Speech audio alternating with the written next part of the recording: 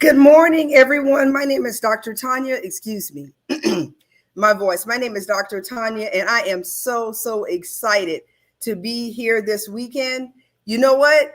Right now, go ahead, get a friend, tell them that Dr. Tonya is hosting a virtual business summit this weekend, Friday, Saturday, Sunday. Yes, today, tomorrow, and Sunday. I am just so excited.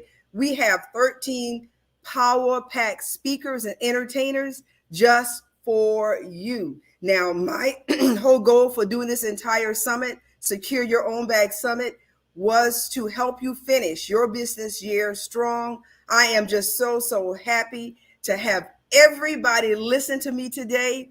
I've been waiting on this. The speakers and the entertainers have been waiting on this. So remember, you can still register. This is how we're going to do it. This is some housekeeping today. You can still register. What you can do is go to www.drtonyab.com, register for this conference. It's a free conference. However, there's only one thing that you have to pay for.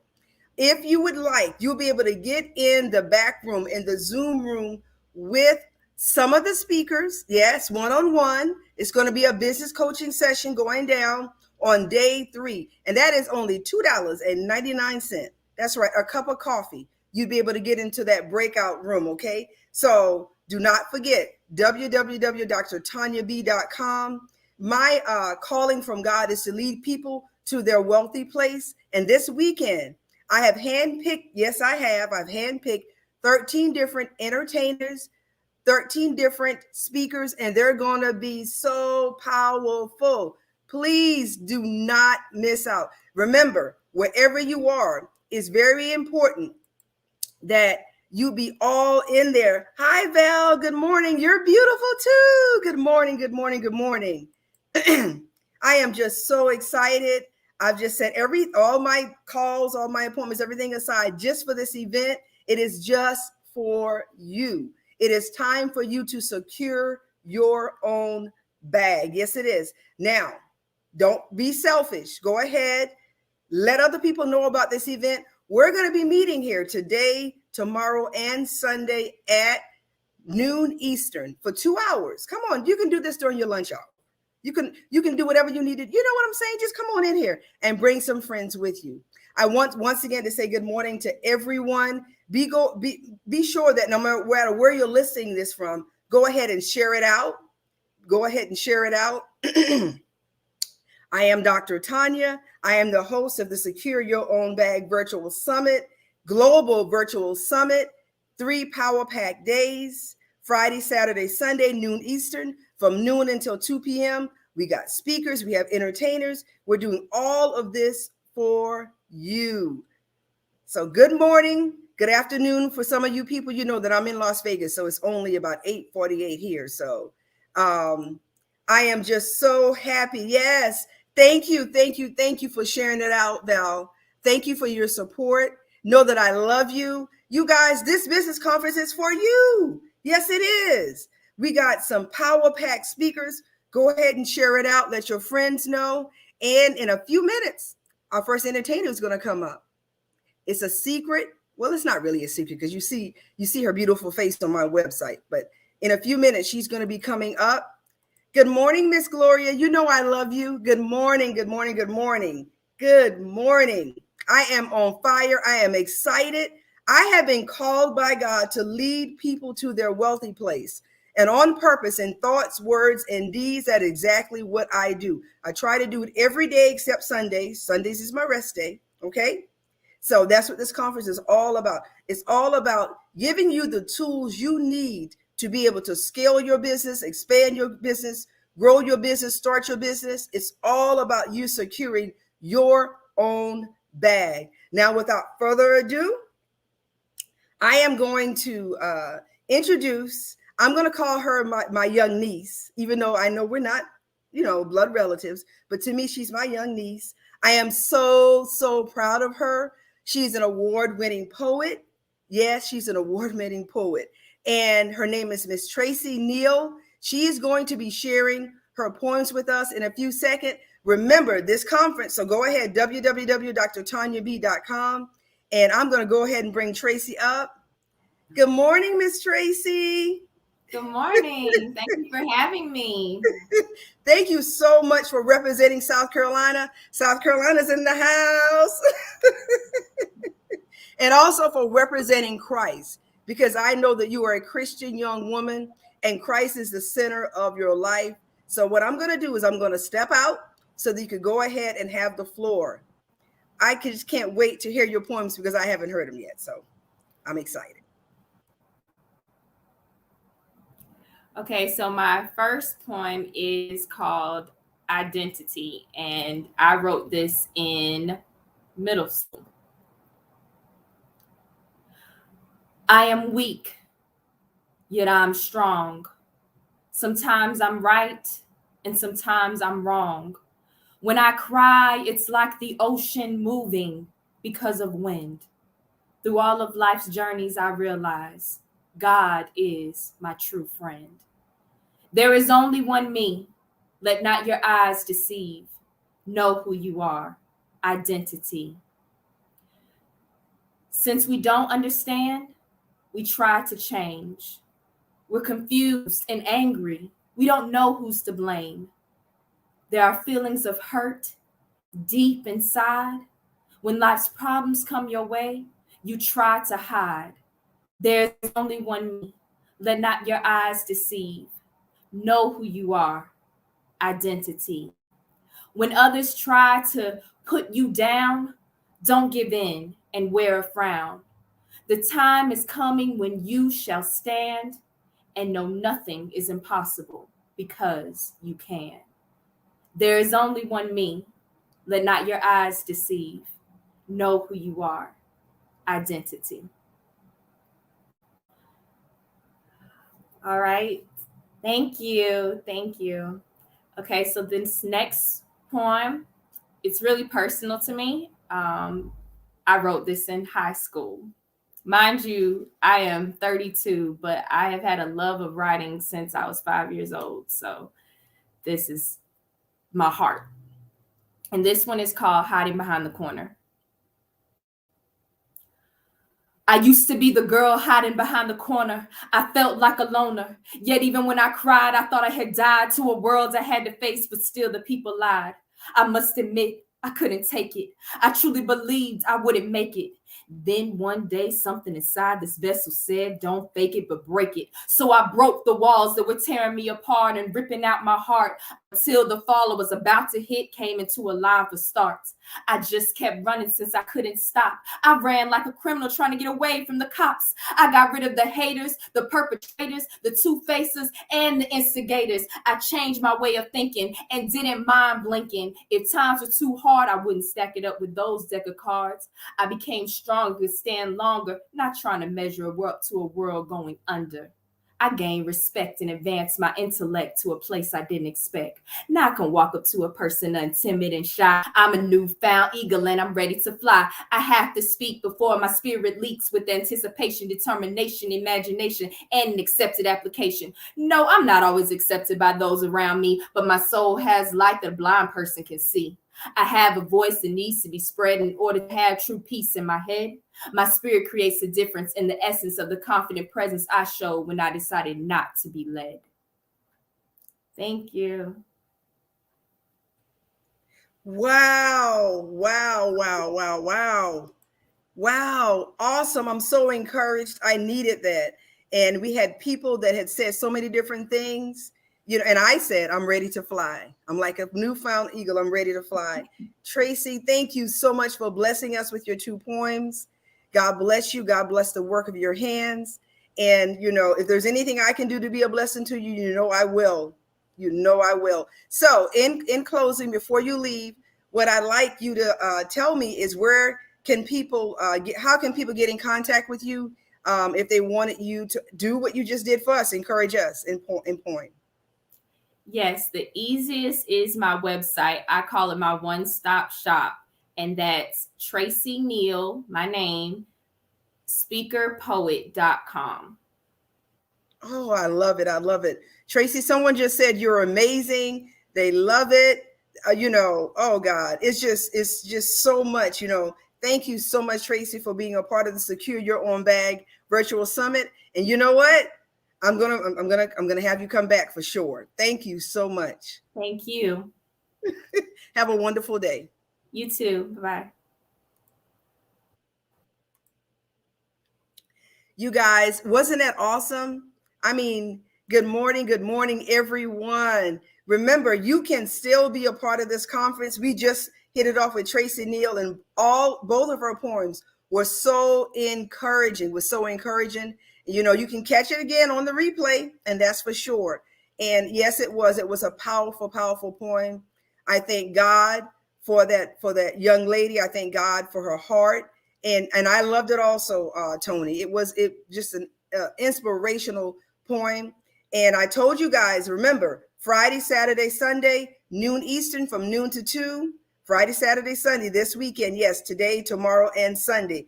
We are going to be meeting because this is Secure Your Own Bag Virtual Summit. And you know what? We have 13 powerful speakers and entertainers that have been preparing to help you secure your own bag. Remember, you can still register for the conference. It is www.drtonyab.com. It's scrolling right across the screen as I speak. Tell your friends, tell your enemies, tell everybody, share this out because this weekend is going down. My name is Dr. Tonya Blackman. I'm the host of Secure Your Own Bag Virtual Summit.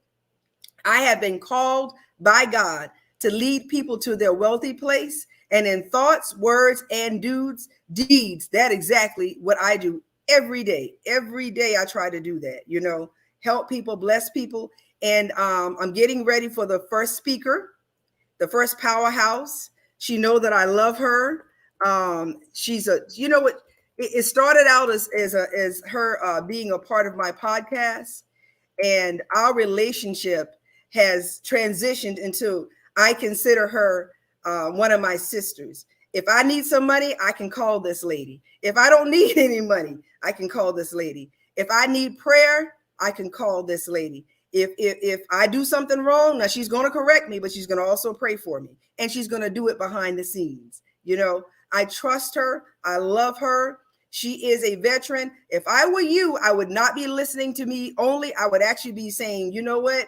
Who can I share this with? Because this lady right here, she has over 30 years of small business accounting experience. She is an executive producer of her show, the Swain Girl Media. You know what I'm saying? Network. Behind the scenes, she does so many different things. She's a publicist. She can do PR work for you if you need it.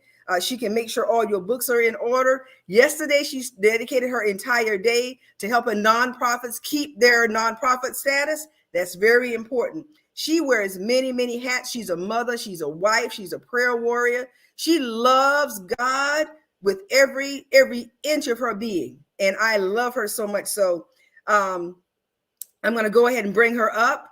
And she's really shy. I'm just bragging on her. That's right. Somebody said, that's right. You see that?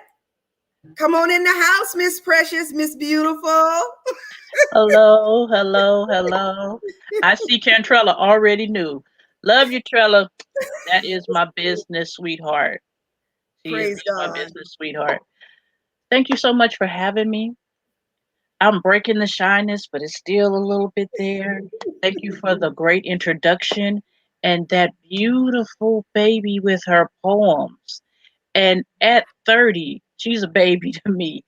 Fly, butterfly, fly.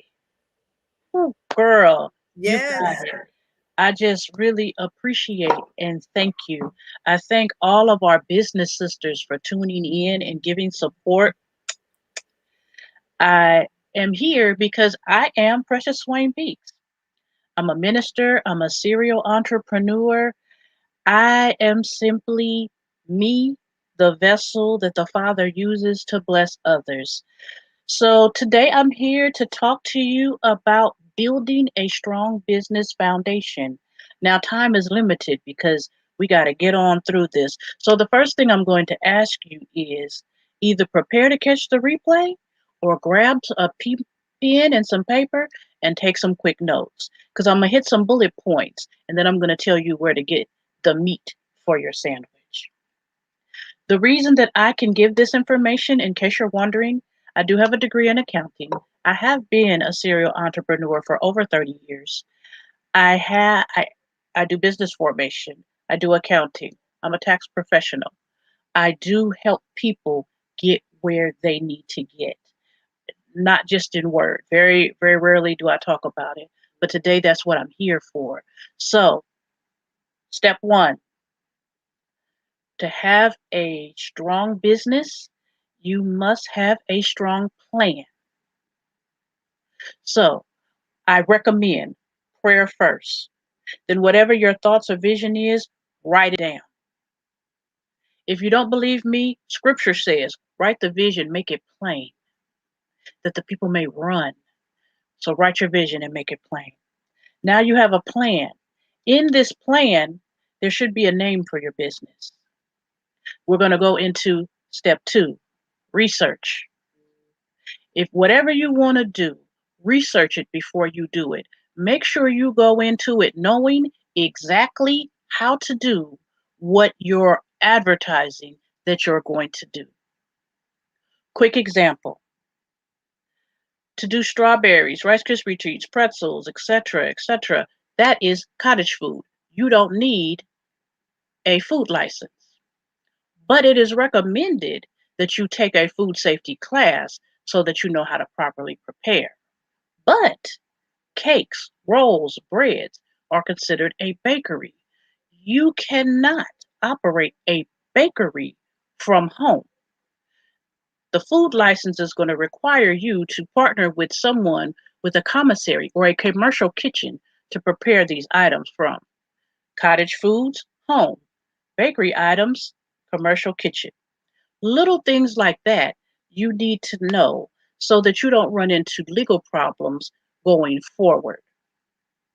Research is required in all business. Now that you've learned how to operate, how to function, how to make the product or perform the service, now you're going to want to kind of move into laying the actual foundation. You're going to research, do I want to be a sole proprietor? Do I want to be an LLC? Do I want to be an incorporation? Am I really trying to make money or am I actually a nonprofit? These are things that you're going to want to figure out. For more information on how to make that determined prosperity, knowledgebuilding.teachable.com, there's a class there that will teach you what each of them do, how to determine if that works for you, and making it make sense because you want it to make sense. So many people are saying LLC, LLC, LLC, but all businesses do not need an LLC. Sole proprietors still were able to get PPP. Sole proprietors were still able to get EIDL. It's not the structure so much, but how are you really running your business? Okay. Step 2. Step 3. I hear a lot of people say, can you run a business and work a job? My recommendation is that you run a business and work a job until you've accomplished this one thing. Do not leave your job until you have saved 6 months of operating finances for your business. Why do you say that? Normally I say a year, but I'm going to say 6 months so the people in the back hear it loud. Don't leave that job and not have no money to support that business, because the opening of a business, you will not immediately start seeing money coming through. You will invest in setting up your business, getting your business license, setting up your books, hiring people, getting product, building for the service, whatever, before money starts to roll in. So, with that being the case, make sure you have 6 months of what it's going to take to operate that business to the side. So, what could that be? 6 months of rent, 6 months of payroll, 6 months of your accounting fees, 6 months of buying product, 6 months of this stuff. Other than that, keep the job while you build the business. It is not a crime to have a job. What is a crime is to be totally broke with no money, talking about you're a business owner and you can't pay your bills. That's when something is wrong. It's okay to have a job. So here's a pointer. Here's your check. 30% of your check, living expenses, bills, food, etc. 30%. 10% tithes, 10% personal savings, 10% business savings. Some may say, well, 70% won't cover my bills. Here's what you need to do next. Look at your bills. Are your bills necessities? Because to build this building business, you're going to have to be willing to make a sacrifice. So if you have 5 subscription TV services, you might need to break it down to 1 subscription TV service and make that work until you get where you need to be with your business. If part of the 70% is $300 a month worth of wigs or $200 worth a month worth of wigs, we may need to restructure that and find somebody else to buy them wigs from. I'm not trying to hurt nobody. I'm just trying to be real. If it is the Beijing for your beard and your edge, whatever it is, let's break it down a few notches. If you have to have every shoe as soon as it comes out, you may want to step back and understand that if you really want this business, you're going to have to sacrifice them shoes. Put everything on hold other than the necessities so you can build your business, because your business is what it should take you to the next level. Okay, we're going to move forward with the steps in business. So now you've decided what your structure is going to be. You figured out if where you live, if you need a business license. You figured out if you want to have employees or if you're going to do it all yourself to start. You're going to figure out if your children are going to be your employees. Now, let me stop right there for a second. To legally employ your children, they have to be at the legal age to work. So if it's 14, 15, 16, whatever, they have to be at the legal age to work. You have to do real payroll for them, where you actually do a check where you take out taxes. They cannot be independent contractors. And they have to really work in the business, make calls, build websites, run errands.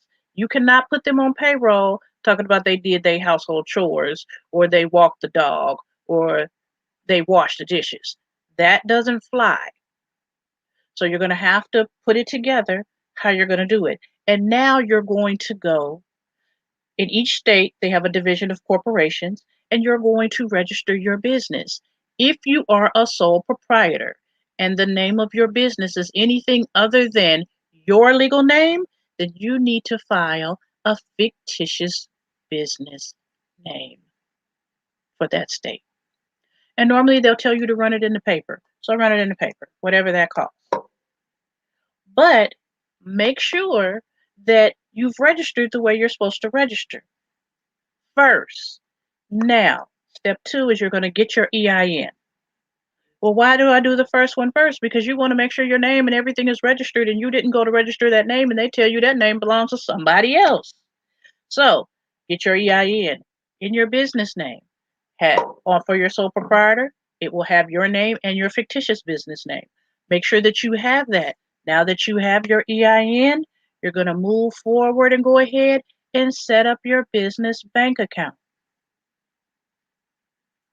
These are the things that you need to get started.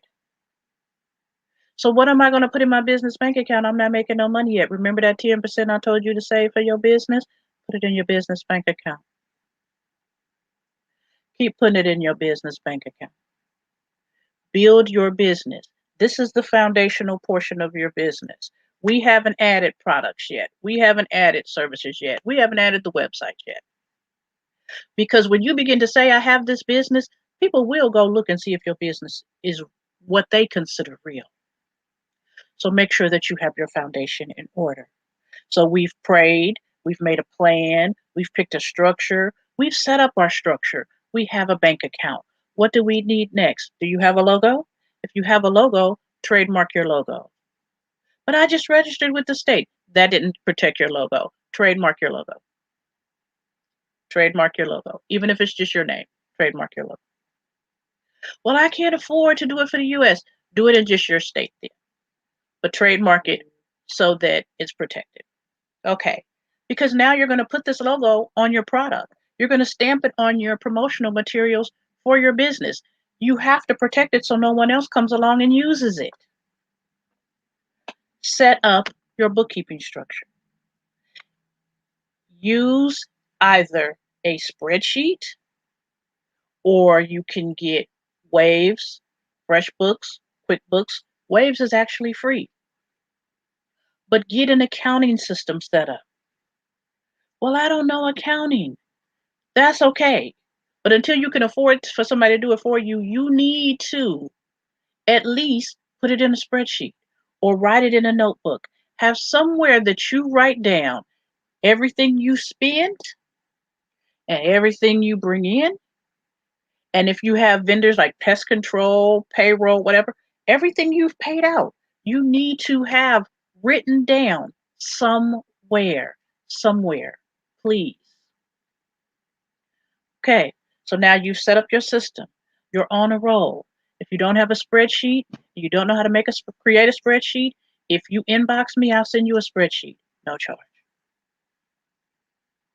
If you go and take the class, a spreadsheet is attached to the class. So now you have your spreadsheet. You're starting your accounting because have you spent money? Yes. You've paid the state. You've set up done some things. You've paid for some things. Put it in your spreadsheet. Now, what is your service or your product? Is your product something that you need to have patents so people don't steal your product? Or is your product something that's already out there and you're private labeling it? Make the determination and move forward appropriately. What is your service? Do you really know how to do your service or are you third partying out the service? Does somebody else do the service and you just say you do it? That's okay. You don't have to tell the public that. But make sure that you know what you know before you offer the service. Is it a legal service? Because realistically, we have a lot of legal marijuana dealers, correct? But it's legal in certain states. It's not federally legal. I hate to say this, but prostitution is legal in some states, but not federally legal. So make sure that you know where the service or the product that you're offering is and isn't legal so you know how to advertise. Because you don't want to advertise something that's illegal, that's legal in Florida but illegal in Georgia into Georgia. You want to make sure that you're monitoring and making sure that you're carrying your business in a way that it can't get shut down. So you may be saying, these are some way out examples. People really start these businesses. So I'm using the way outest example to get you to understand how it applies to everything. Now you may be saying, but I'm doing MLM, I'm doing paparazzi, I'm doing Zebra, I'm doing something like that. Okay, if you're doing an MLM, I still suggest you do your bookkeeping. I still suggest you have a business name for your doing business as. I still suggest that you put money to the side because at some point you're not going to want to do the MLM anymore. You're going to outgrow it. You're going to outgrow it. So you need to be prepared for when that time comes and you say, okay, this has taught me how to handle selling jewelry. Now I want to make jewelry, or now I want to buy other types of jewelry and sell it myself. Use them as learning tools. Tax time comes around. When it is time to file taxes, first year you started this business, you may not have made one dime. You may have started it in November. Put it on your taxes. File taxes for this business. Sole proprietor, Schedule C. Sole person LLC, Schedule C. LLC with multiple partners, 1065. Article incorporation, 1120. S Corp, 1120S. Make sure that you file them. Do not say, I didn't make no money, I'm not going to file no taxes. File the expenses. Begin setting the trend of filing your business taxes, because when you go for a loan, when you go for a grant, when you go for any type of funding, even hard money, they're going to want to see tax returns. So file them. They're going to want to see bank statements. So have an account. They're going to want to see a P&L. So have your bookkeeping, your accounting set up, because an accountant can take that spreadsheet and create you a P&L if you have the spreadsheet or the notebook in some type of order. So what am I saying? I'm saying most people who start businesses aren't rich. They're starting with practically nothing. But you can make your nothing into something if you structure it correctly. Structure is key. So we've gotten to the point where now we're open. Our doors is open. Our website is open. Or whatever is open. And we're doing business. Make sure that you have good communication, or that you hire a VA, a virtual assistant. Normally they're $4 to $6 an hour. They're not really high. You may only need them 10 hours a week. Spend that $40 to $60 and have someone who can speak on your behalf if you are not a good communicator.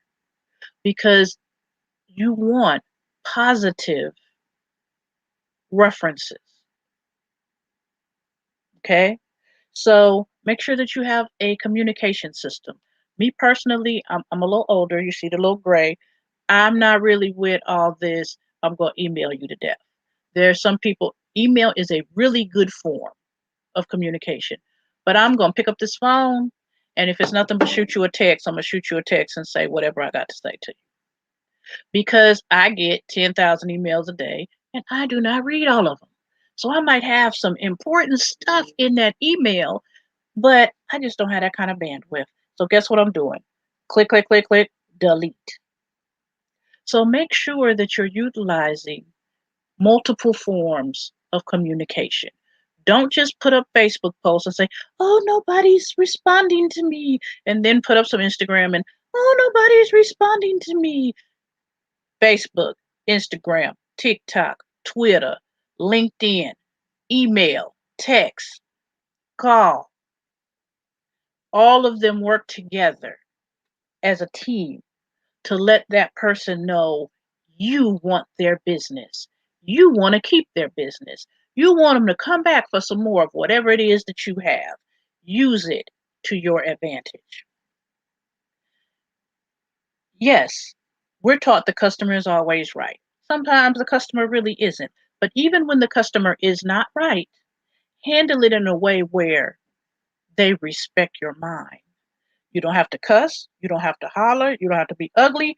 And you definitely do not have to post it on social media. Let your interactions be your private interactions.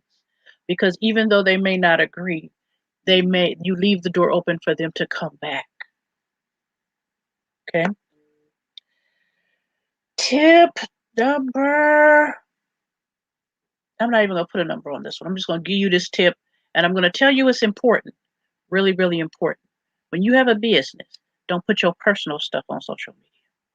If you're mad at your husband, if you're mad at your children, if you're mad at your landlord, if you're mad at whoever, do not put this on your social media. Because the moment I'm looking for something, the first thing I'm going to do now before I hire anybody is look at their social media. Because first I want to see, do you really do it? Who else have you done it for other than me? How long have you been advertising this? Because you could tell me you've been in business for 100 years.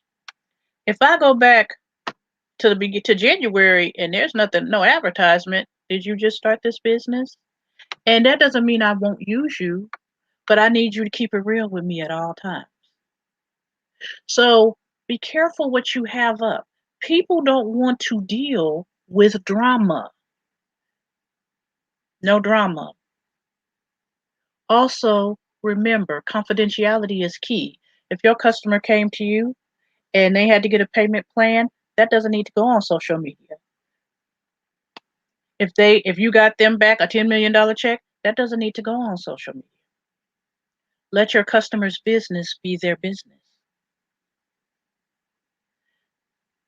The other thing, because it's rounding down to my time being up, I'm going to simply remind you of who I am. I am Precious Swain Peaks, owner of Anointed for Prosperity Bookkeeping and more. I have been in business since 1989. I have multiple businesses. I am a managing member of Peak Level Productions. Peak Level Productions is an LLC. I am the president of New Visions Handy Helpers. New Visions is a corporation. I am the founder and the owner of Swain Girl Media. Swain Girl Media is a sole proprietor. You may say, well, why did you tell us like that? I want you to be careful at the titles that I just said. Notice the titles I gave you. If you are a sole proprietor or have an LLC, you are not a CEO. You are not a CFO. You're either a member or a managing member of the LLC, or you are the owner of the sole proprietorship. And don't ever get it twisted and think it's more important to be a CEO. A CEO is actually a member of the board, technically an employee, not an owner. An owner carries a whole bunch of weight, believe it or not. I am a published author. My books can be found at authorpreciousswain.com. And currently, I am offering a program to both nonprofits and individuals. Nonprofits just have a different pricing structure. If you are interested in becoming a tax preparer that owns their own office, that's not doing a fee split, that's not doing an MLM, and that's not doing a franchise, reach out. What I'm doing right now to prepare for the season is coaching nonprofits to be able to have someone in their office that does taxes for their clients or their congregation so that money can go back into funding their projects, because yes, nonprofits can make a profit. And for young tax preparers, to avoid them getting into the rut of giving away part of their fees or feeling like if I can get free software that I can work, but free ain't really free if you're giving somebody 50, 30, 20% of your fees.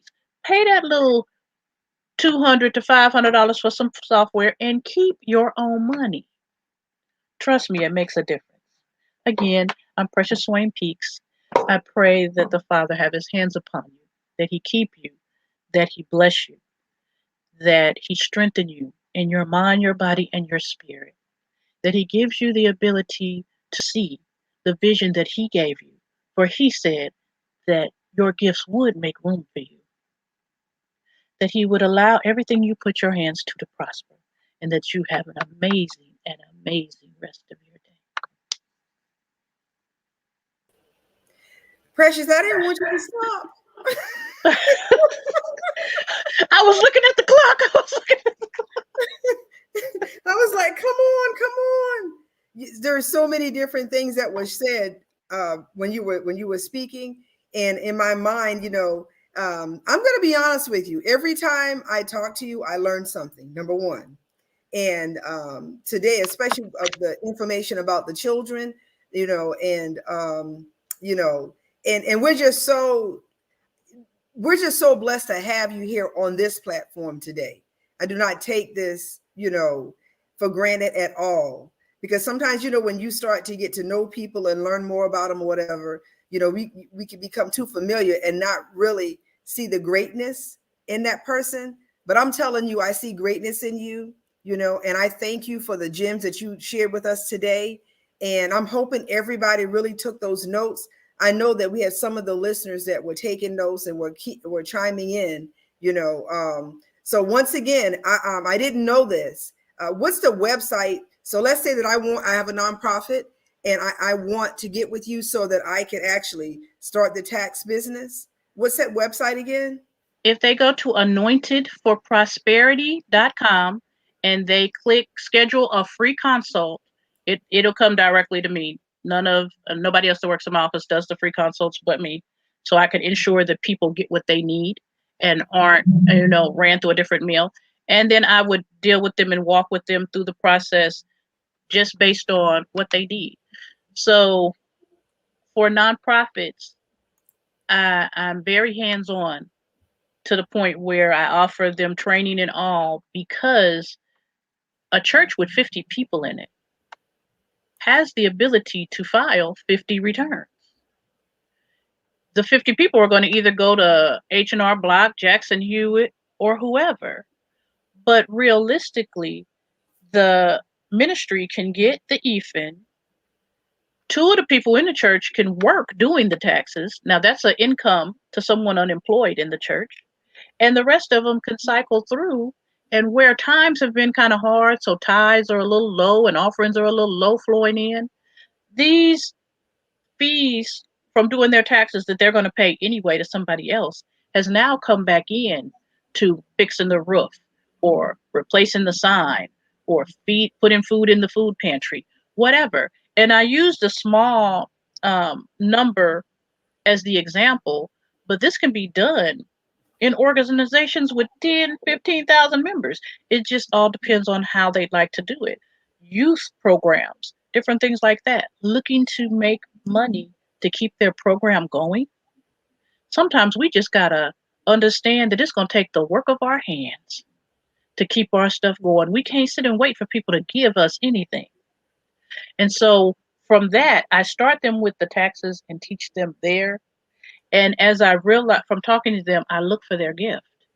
And then if their gift is maybe broadcast or whatever, then I teach them how to branch out into those areas, because we do have a channel strictly for ministry that I air sermons and teachings at no charge. Yes. Now, on the other channel, that's a different story. But on the ministry channel, we do that at no charge. So I try to empower the nonprofits, because they're pouring so much out that they have to have a way to replenish. Or how long will their service last? Because realistically, think about it. Had the government shut down, what would that have put a lot of the grant situations? Froze. So Yes. you done put your application in, you waiting on a grant that ain't coming. It's You know not- what I mean? You know what I mean? Yes. So I'm not trying to be funny. I'm just saying let's be real about it. What I like about what you're saying today, Precious, is that you are telling us how we can secure our own bag in a nonprofit. Yeah. That's really the gist of it, and I'm telling you, I would jump on this. I would jump on this because I'm going to jump on it. I'm going to go ahead and be transparent. I'm jumping on it. So I'm going to be one of your students. You know that I'm going to be one of your students. Really, I am one of your students. And I'm going to take part in this type of you gotta wherever you are, be all there. And Yeah. when God opens up a door for you, walk in that door. And that's what securing your own bag is all about. What's really important to me, Precious, I'm only going to keep you a couple of more minutes, but what's really important to me is the fact that you would be willing to do this for nonprofits. And nonprofits are always looking for some type of resources, and this could be a valuable resource. And here's a great thing. The last time I checked, I didn't need a college degree to do taxes. So that means if there's someone here that's listening on here today that's working at Burger King, and if they're willing to go through the training, they could set up their own tax business. They could go through you. You are affordable. I know that. I've already done my research, and you'd be able to help those people start that new tax business while they work at Burger King. Am I right? Exactly. Because here's the reason I help the nonprofits is because to whom much is given, much is required. Yes. Nothing that I have that I achieve on my own. Let me be 100% transparent. It was all by the grace of the Creator. Yes. Let me not fool any of you. I didn't do it. I mean, I physically did it, but I didn't do it. See, my story is something else. But what I'll say is, just so that you know, no matter where you come from, If you trust him, he will bring you to where you need to be. Believe me when I tell you. Dr. Tonya has a book that's supposed to drop. Yes. Aside from my books that tell my story, if you want to know my story, tap into that book. And then you'll understand why I say, according to this world, it was not meant for me to make it. That's But right. my Father had a purpose for me. And as long as I walk in the purpose that he has, he will send me the resources to do whatever I need to do. But I have to be careful to remember it's not me, it's him. That's right. And I have to help whoever he tells me to help. And so there's people who know me that'll say, man, yeah, she charges, but she didn't charge me. And that's not good business, they tell me. Slap, slap, No, slap. you got to No charge. money is no business. But sometimes the person will come before me, and what I'll see in their spirit is that they are the one who the Father said help, and he got me on that. Okay. And I trust him. Amen. And he blesses. Him. He blesses us because I don't charge everybody myself. Also, a controller just said that's true. That is the truth. The thing to do is everybody that's listening to us today, don't forget to share this out. Don't forget to go ahead and register at www.drtonyab.com. If you want to get close to Precious, you need to be in the day 3 Zoom is where you need to be. And Precious will be able to answer some more questions for you about taxes and about how to set up your business. She's going to be doing an intimate session on day 3 in Zoom. Precious is only $3, $2.99 to get in that Zoom. So, So come on and talk to me. Come now, on in. I would like to say, if it's okay. Go ahead. Cantrella, Virginia, those two, they're not speaking in this conference, but they both have amazing business testimonies. Yes. If you follow them on Facebook, Twitter, Instagram, they both have something very special in their story. If you're thinking that you can't do business, tune in to them too. Amen. Tune in to them too. You hear Amen. me? Because when you read and see their story, I'll be very brief. Virginia started, she just hopped out there. She had never done taxes. She went and got a building. I'm like, oh, no, don't do that. She said, I got this. She got a building. By the end of tax season, she bought a gas station.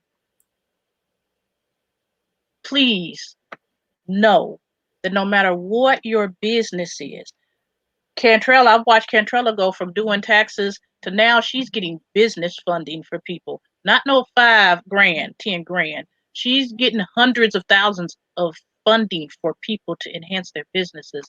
See, just because you start somewhere. That's right. Doesn't mean that's where you're going to stop. So don't be scared to start your business and move forward in being great. If it's paparazzi, do the paparazzi. Yes. I have someone that started at paparazzi and moved up, and now they have their own accessory line. On Facebook, she's First Lady Benita Reed. Tap in and see her story. You can do it if you put your mind to it. Amen. All you have to do is push. I thank all the business sisters, Takesha, Tina, Miss Gloria, all of you guys for being on to hear me and cheer me on. That means the world to me. Thank you guys so much. Thank you. I don't want you to go, but I know you gotta go because you're so busy. It's your next person's turn. I'm in somebody else's time. Yeah, the next person is coming, but I wanted to just thank you for everything you do. And you guys, I'm telling you, you need to go ahead and register for day 3. We're going to be doing a Zoom breakout session. Everybody is not invited. You got to pay $2.99 to get in that room. You're going to meet Precious there. And then, just come on in there with your questions, And yes, we do love you, Precious. Cantrella just said she loves you. Another person just said awesome information.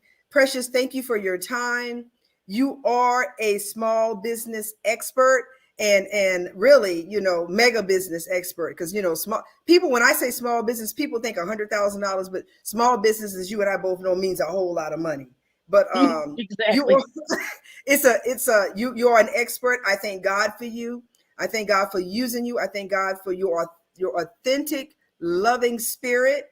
And I just, just God bless you, my sister. I love you. And you know what? Let's keep on helping people secure their own bags, because Yes, I see ma'am. you Love do you. it every day. Love you too. Wow. Wasn't that awesome? I mean, completely awesome. Thank you, Tina. Thank you so much, Tina. I love you, and I can't wait to hear you speak. I think you speak tomorrow, Tina, if I'm not mistaken, but I can't wait to hear you speak. And you guys, this is we're already starting out, it's already awesome.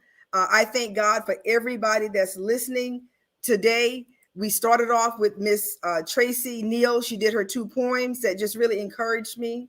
If you did not listen to it, you got to get the replay. Go to www.drtonyab.com. Go ahead and register. This is the Secure Your Own Bag Conference. My name is Dr. Tonya Blackman. I am known as the Queen of Grants. I'm a small business funding expert and on purpose in thoughts, words, and deeds. I lead people to their wealthy place. I am the producer of the Mucho Dinero Show. And on there, we educate, we empower, and we promote businesses. We do so many things on purpose to bless other businesses. And as all of you that are listening, don't be the only person listening to this. Go ahead and share this out. Let others know that we are helping people scale, grow, start, expand their businesses for free. We're going to be here every day at noon Eastern until 2 p.m. today, Saturday, and Sunday. And if you want to go behind the scenes in the breakout session to talk to some of the speakers, if I were you, I would. Only $2.99. You can go to that website and go ahead. And to me, that's a little small upgrade, Go ahead and pay the money. Get in the room. Yes. Tina, you are teaching us tomorrow. I'm happy about that. And thank you so much for everybody that's sharing this out. Yes, it is time for us to secure our own bag. And the purpose of this entire event is to help people get paid. Yes, we are on purpose helping people get paid. So I'm just so excited about it. So the next person that I'm going to be sharing with you, her name is Alethia Tucker. She is a beautiful woman of God. I recently met her, and she and I are both from South Carolina. And I believe that we are relatives, to be honest with you. And I'm going to share a little bit about her bio. She's Miss Alethia Tucker. She's a certified life and career coach and the visionary behind Jolie's Enterprises. She's an international motivation speaker, an Amazon #1 bestselling author, an empowerment coach who speaks from her soul to motivate and encourage others. Oh, I love her. And to encourage her audiences. She believes that her journey is hers to live, and her obligation is to share as an inspiration to others. She infuses her life into each talk. Her audiences are intrigued and encouraged as they identify with the stories she presents. She works with women around the world to develop the mindset, courage, and determination needed to remove them from their feelings of frustration and failure to the powerful and empowered platform they need to operate from. And it's from that platform that her clients launch into a space where they can acquire the personal and professional life that they desire to have. Oh, I love it. Miss Alethia, I am just so happy to have her be a part of the Secure Your Own Bag. And without further ado, I'm going to go ahead, share my screen, and play her recording. And then at the end, what we're going to do is we're going to be talking to Miss Alethia. So go ahead, share this out. Let's get ready. Let us get ready. Yes. Hallelujah. It is Secure Your Own Bag time. And I am just so happy to be a part of this conference, to be hosting this conference.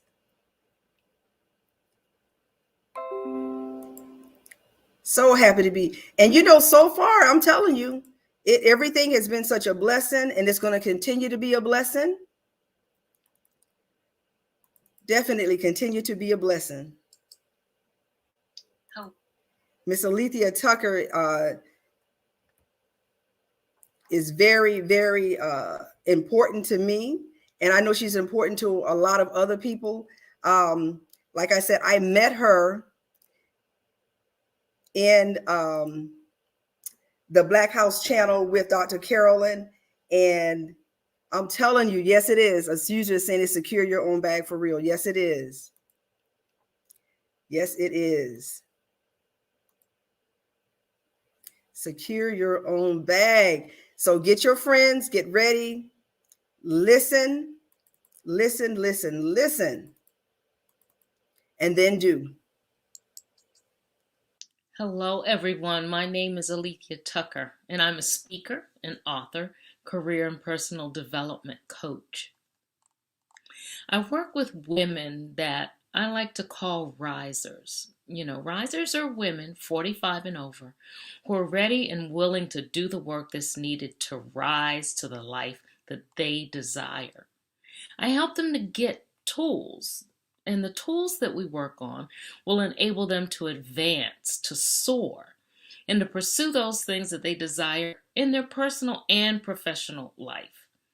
My signature process is one of reinvention, and I hope that today you will walk away knowing that no matter what, it is possible to have the fulfilled life that you desire, but you must have the proper foundation if you intend to make purpose-filled changes in life.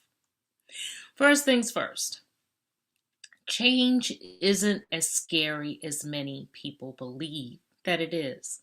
As a matter of fact, I guarantee you that you've had to change or to reinvent before in life. Leaving your parents' home for the first time, change. Your new job, your first job, change. Buying a new car, change. I could go on, but you get the gist of what I'm trying to say. The point is, reinventing right now will not be the first time that you've had to reinvent or to make a change in your life.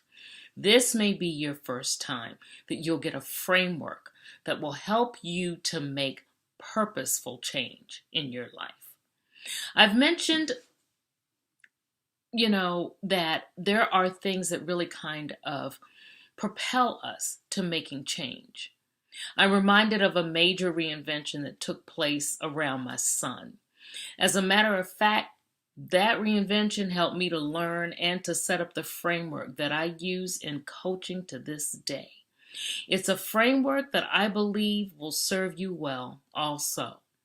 I remember like yesterday when I found out that I was pregnant with my son.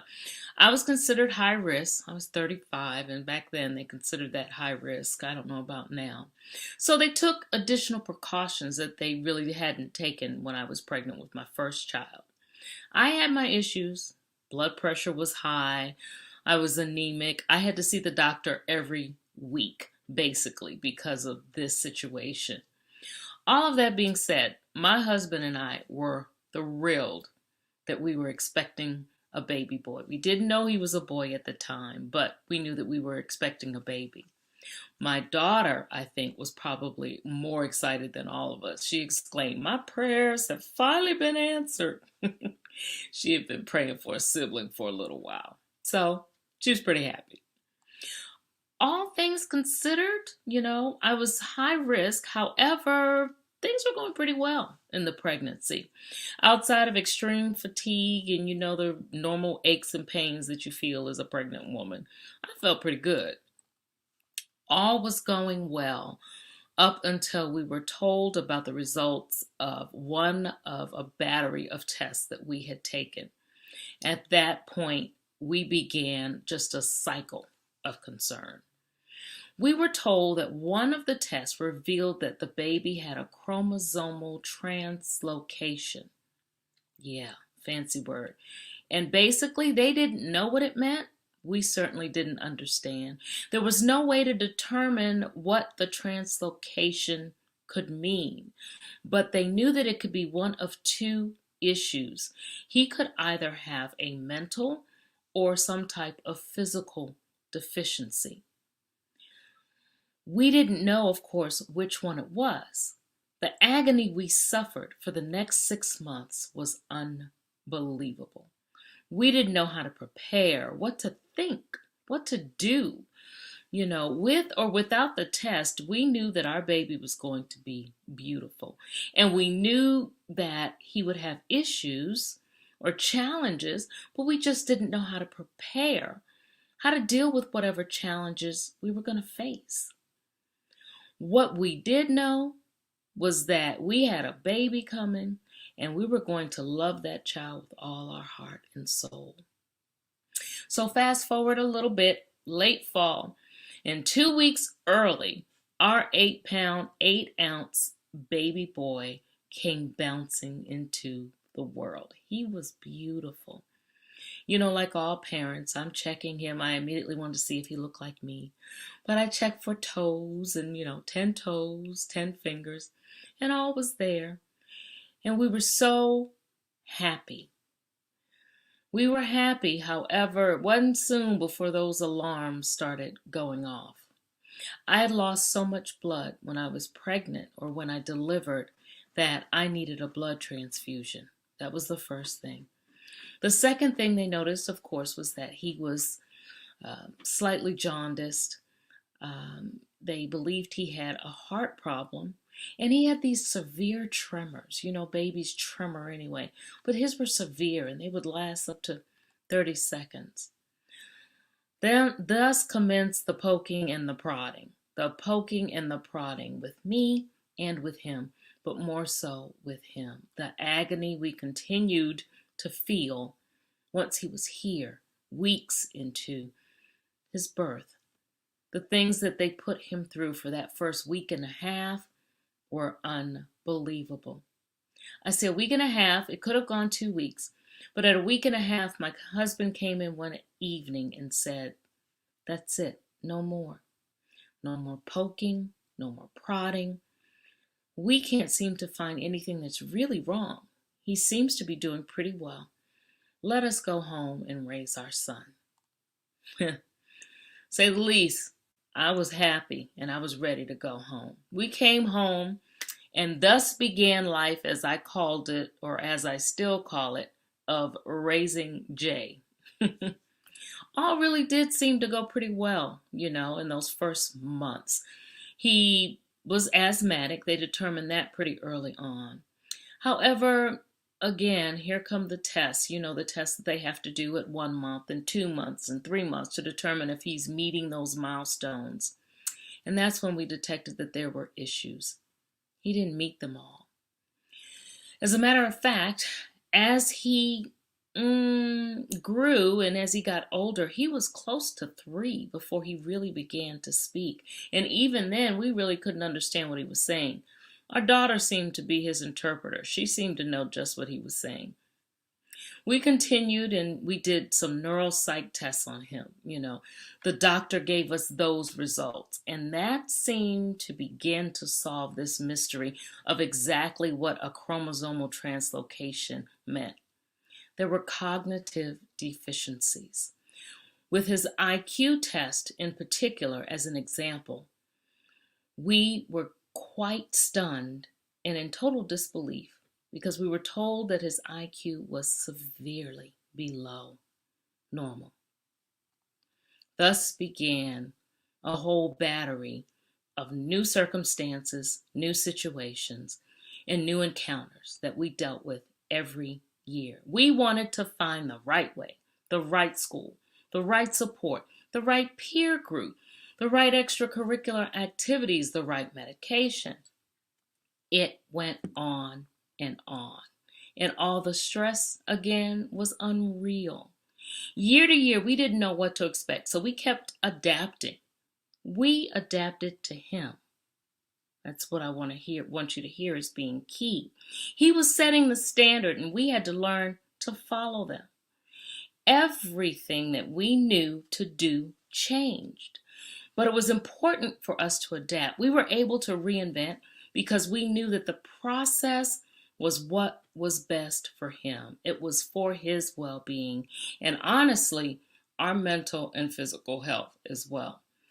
The favor on this boy's life was unbelievable. Teachers bent over backwards to adapt to his style. Extracurriculars were tweaked to make sure they could accommodate him. The bottom line is we tweaked where we were because we knew his process was different and we knew that it was worth it. He's now a junior in college, doing it his way. But hey, he's getting it done, and that's the important thing. We knew that to get life the way that was optimal for him, we had to reinvent. So what did Raising Jay teach us about reinvention? We knew that we needed a framework. He taught us that early on. We constantly assessed every year, made changes, committed to them, and adjusted as needed. What changed the most out of everything, however, was our mindset. We knew we had to think differently. Wayne Dyer says, the state of your life is nothing more than a reflection of your state of mind. The mind is a powerful thing. So in order to set ourselves up for successful change, we had to work on our mindset. No, to set ourselves up for purposeful change, you too have to work on your mindset and get the right framework. The framework I'm going to give you today has 5 pieces to it. First, assessment. You have to figure out where you are in the process. Second, analysis. You have to establish a viable platform. Resources are the third thing. Your resources need to be strong. Fourth, you're going to have to recalibrate. You're going to have to hit that reset button. And fifth, commitment. Commitment is key to the process even beginning to work. So let's break things down a bit. Looking at assessment. Miles Monroe says that purpose is when you know and understand what you were born to accomplish. Vision is when you see it in your mind and begin to imagine it. So if you want purpose-filled change, if you want to get to the point that Miles Monroe is explaining to us, you need a framework to get there. The first thing that you have to do again is assessment. And in this assessment, you need to see exactly where you are. But even before you see where you are, you need to backtrack a bit, sit down, and commit to yourself. Give yourself permission to even take part in changing. Yes. Why do you need to give yourself permission? Well, because forever you've done things for others and put yourself on the back burner. It's time to come out of that and move forward and put yourself first. Say to yourself that you are worthy. Realize that you are worthy of the time and space that are needed to put you first and to dedicate the effort to making you better. And then figure out where you are in the process. Are you just figuring you want to change? Do you know what you want to change? Do you know that you need to move some things around in order to be successful? What do you need to do to react to life the way it is right now? And people change for a number of reasons. They change because they're being reactive. They have to change to something. Proactive, they see something coming and they know they need to change. They change because they need to move away from something. Or they may need to move toward something, which is where all of us should be if we're talking reinvention. We want to move towards being in the right place. Secondly, analysis. Now, in order to change, you have to have the right platform. So this analysis takes place on your platform. And what is your platform? Your heart. Your heart is the place that change takes place, because it is in your heart that you know the way to go. And it's your heart that's going to help to determine how you perceive your direction. So what do I mean by that? You have to have your heart properly staged. Let's face it, some of us have damaged hearts. They've been broken. They are hearts of defeat. They're hearts that lack confidence and hearts that lack faith for any reason or another. Those hearts aren't really receptive to change at all.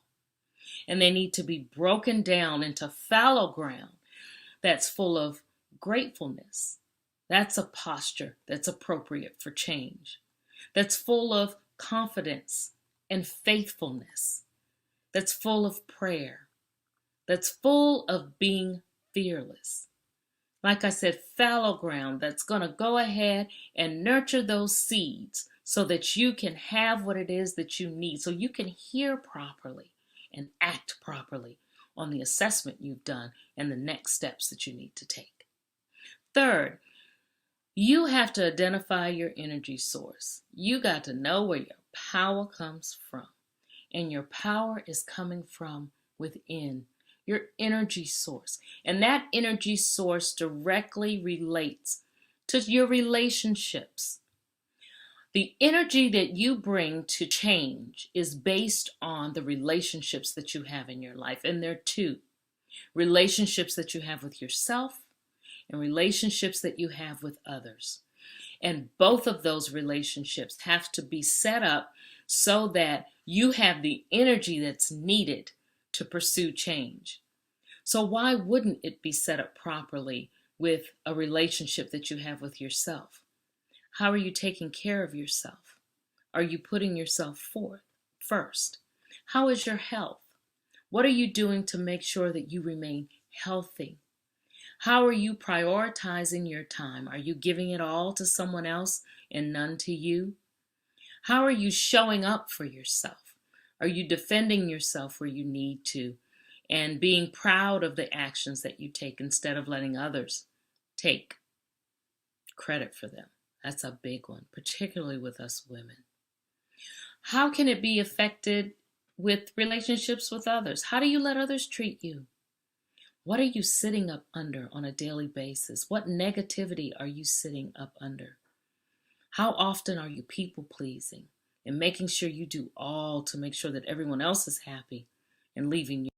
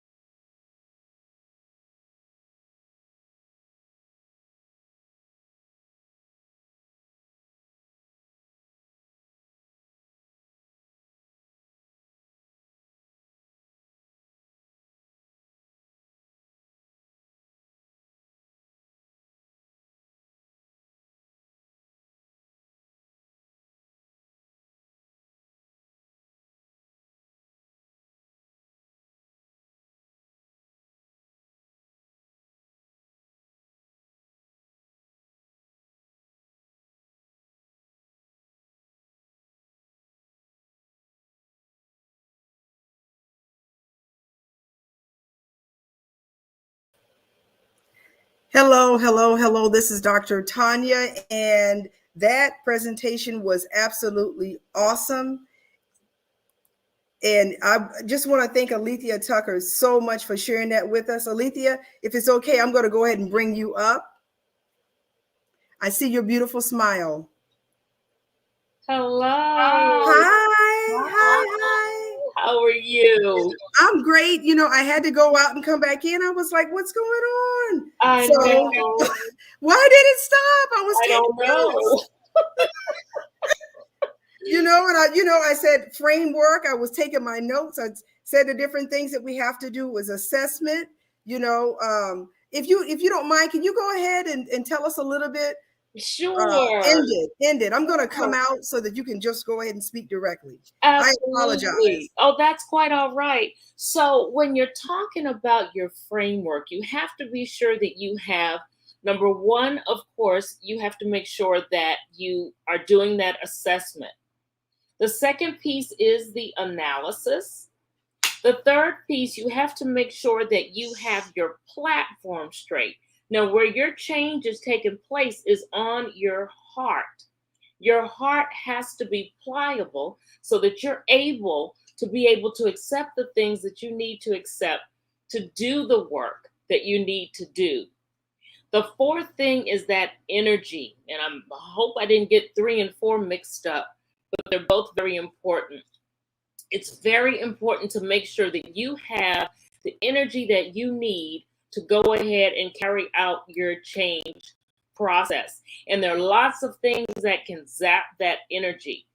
You have to be careful because the two major things that you're looking at when you're talking about your energy, you're looking at your relationships. So you're really talking about two different kinds of relationships. One, your relationship with yourself, and the second, your relationship with others. What do I mean by your relationship with yourself? Meaning that you have to be certain that you're doing all the things that you need to do to preserve who you are mentally and physically so that you will have the energy that you need to have to make the improvements that you want to make in your life. An example of the kind of energy that you don't want to have in relationships outside of yourself, relationships with others. You want to make sure that you have people who are speaking positivity into your life. You don't want to have a relationship where you're constantly people pleasing and you're having to work to make sure that others are satisfied in the things that they need to do. You want to have somebody there who's building you up and not constantly pulling you down. And you want to have people in your corner who are going to walk aside you and say, I am here for you to help you to build to where you need to be. And that fifth thing is commitment. Once you get your framework in place and you decide I'm putting myself first and I'm going to do this thing because I deserve to get to the fulfilled life that I desire. Once you decide that, you got your framework in place, you've got to commit to doing the work and making the changes that you set out to make in the framework already. Commitment is the biggest piece of it, because if you don't commit to it, then of course you won't be successful and you're back to the place where you started, and we don't want that. So those are the 5 pieces that are critical and the 5 pieces that are really important for purposeful change. Thank you, Alethia. Thank you so much for sharing that. Absolutely. Just a powerful, and like I said, I was taking notes, but StreamYard does that sometime, but that's okay. That's okay. All right. I'm glad I was here to fill in the blanks. Amen. Amen. So what I'd like you to do, I know that you're a life coach. I said your bio earlier, yes. And I'm pretty sure people are warning you, okay, I want to go through this process, but I don't want to go alone. You know, I want to go through this process with you, with Miss Alethia. So how can they do that? Awesome. If you will go to my website, I have a program that is starting this week. It's the first 4 weeks, actually, of a 12-week program. And the bigger program is called Arise, just simply because it is time for us to arise. Yes. And I often speak to my risers. I deal with women 45 plus who are willing to put in that work that's needed to move from that mediocre life to get to where they really want to be. So I say to my risers, it is time to arise. So the first 4 weeks of the program are available right now. We've launched this month, and I'm calling just this piece of it because it's the piece where we're really getting to the core of ourselves. I'm calling that piece of the program Finally Me, because you're making that commitment to go ahead and do something for yourself.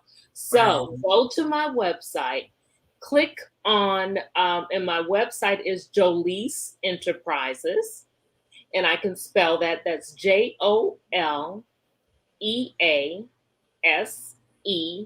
and then enterprises behind that .com. And then what you'll want to do from there is go to programs, and you'll be able to connect with me to talk about Finally Me. It's our time. Amen.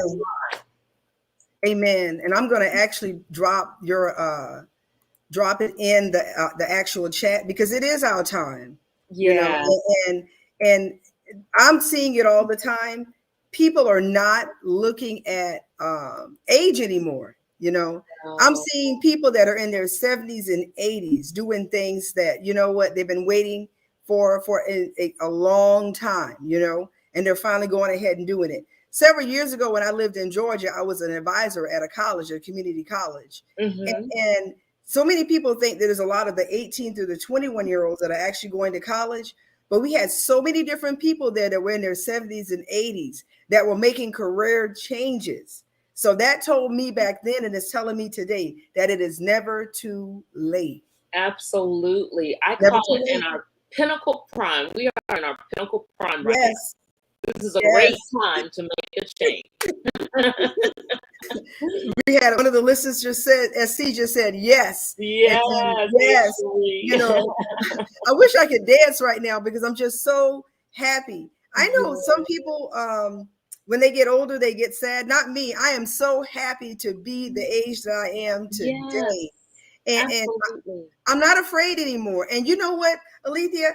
I don't have to do it alone. I can connect with sisters like you that will help me go through the process so that we can all rise up. So I absolutely love what you've done for here today for us. You are a certified life coach, and you're going to be in the Zoom room with us on day 3. Whoop, whoop. So listeners, this is what you have to do in order to get a one-on-one or a small group setting on day 3, which is Sunday of this conference. Go to www.drtonyab.com, pay the $2.99. Just pay it, and then come on in there, come on into Zoom, because you will be there. And, while you, like I said, I was just listening to your message, and I was like, you know what, this is some really meat. This is what we really need, building that framework to go forward. So listeners, I put your website right here, and connect one-on-one with Miss Alethia, with my sister from South Carolina. Yes, ma'am. From South Carolina. So is there anything that you would like to say before you leave today? I want to say that in addition to life, I have 18 plus years in HR. I'm also a certified career coach. So we can talk about both of those things on Sunday. But I always encourage anybody I talk to remember that you have value, you have worth. Go out and be your authentic selves. Do what you want to do. Secure your bag for your business or whatever you want to do. You have something to share with the world. Don't rob yourself or others. Amen. Amen. And I agree with that. We are valuable, and our story matters. And you have such a powerful story. And what I love about your story is that you didn't say, woe is me, why? No.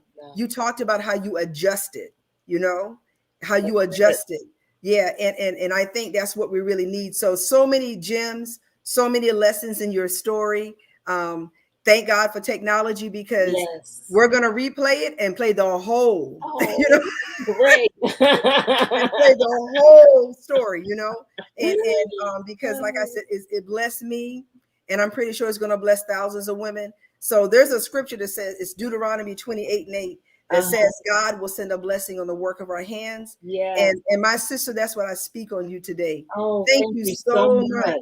Thank you. Thank you so much for being a part of the Secure Your Own Bag Business Virtual Summit. I'll see you on day 3 in the Zoom room. God bless you, my sister. You too. Thanks so much for the opportunity. You're welcome. Thank you. Wasn't that awesome? Wasn't that a blessing? Yes, it was. You know what? It's getting hot up in here. It's getting hot up in here. The people of God, the business owners, the industry leaders, Miss Jalise just talked about how she has so many years of a corporate experience in HR, but she's also a certified life coach. So be sure to contact her. She works primarily with the people with the age group between 45 and up. Contact her, get with her, do what you need to do in order to manifest your dreams. It is never too late. My name is Dr. Tonya Blackman. I am the host of the Secure Your Own Bag Virtual Summit. I absolutely love leading people to their wealthy place, and I absolutely love connecting people. You're in the right place at the right time. This is a business virtual summit. It's going to be going on every day for the next 2 days. That's right, at noon Eastern. So remember, share this out. Let other people know about it. Go ahead to Dr. Tonya, www.drtonyab.com. Register for the Zoom sessions. You got to get in the room so you can actually be blessed. So we are not done yet. We are not done yet. We have more on the agenda today. So it's not too late. It's not too late to go ahead and register. So what I'm going to do now is I'm going to go ahead and play some commercials. This is a commercial break. Commercials. I thank God for our...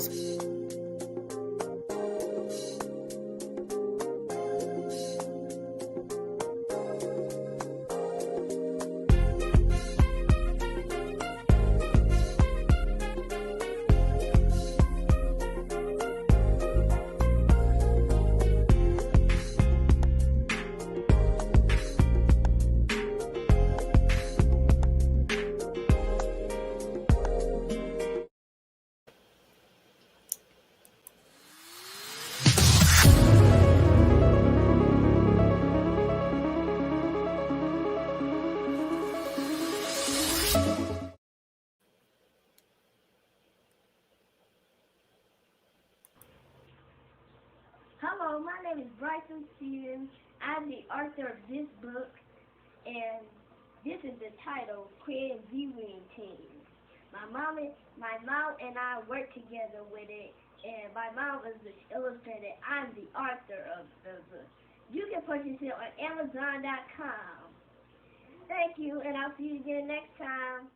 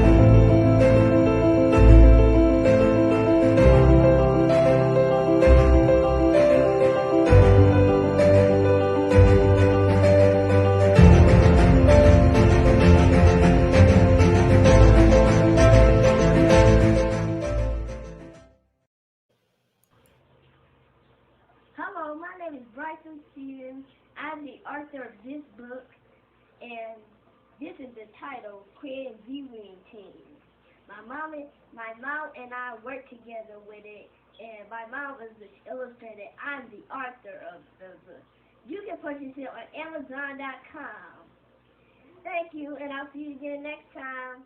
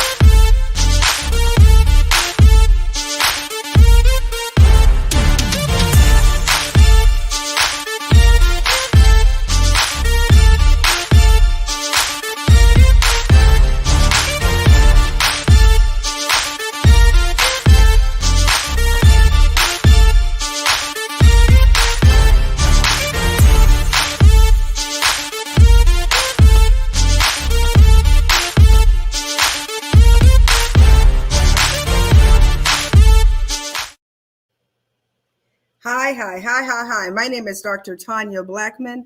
I am the host of the Secure Your Own Bag Conference. I am so excited. Today, tomorrow, and Sunday, we are going to be right here starting at noon Eastern, from noon up until 2 p.m. Eastern.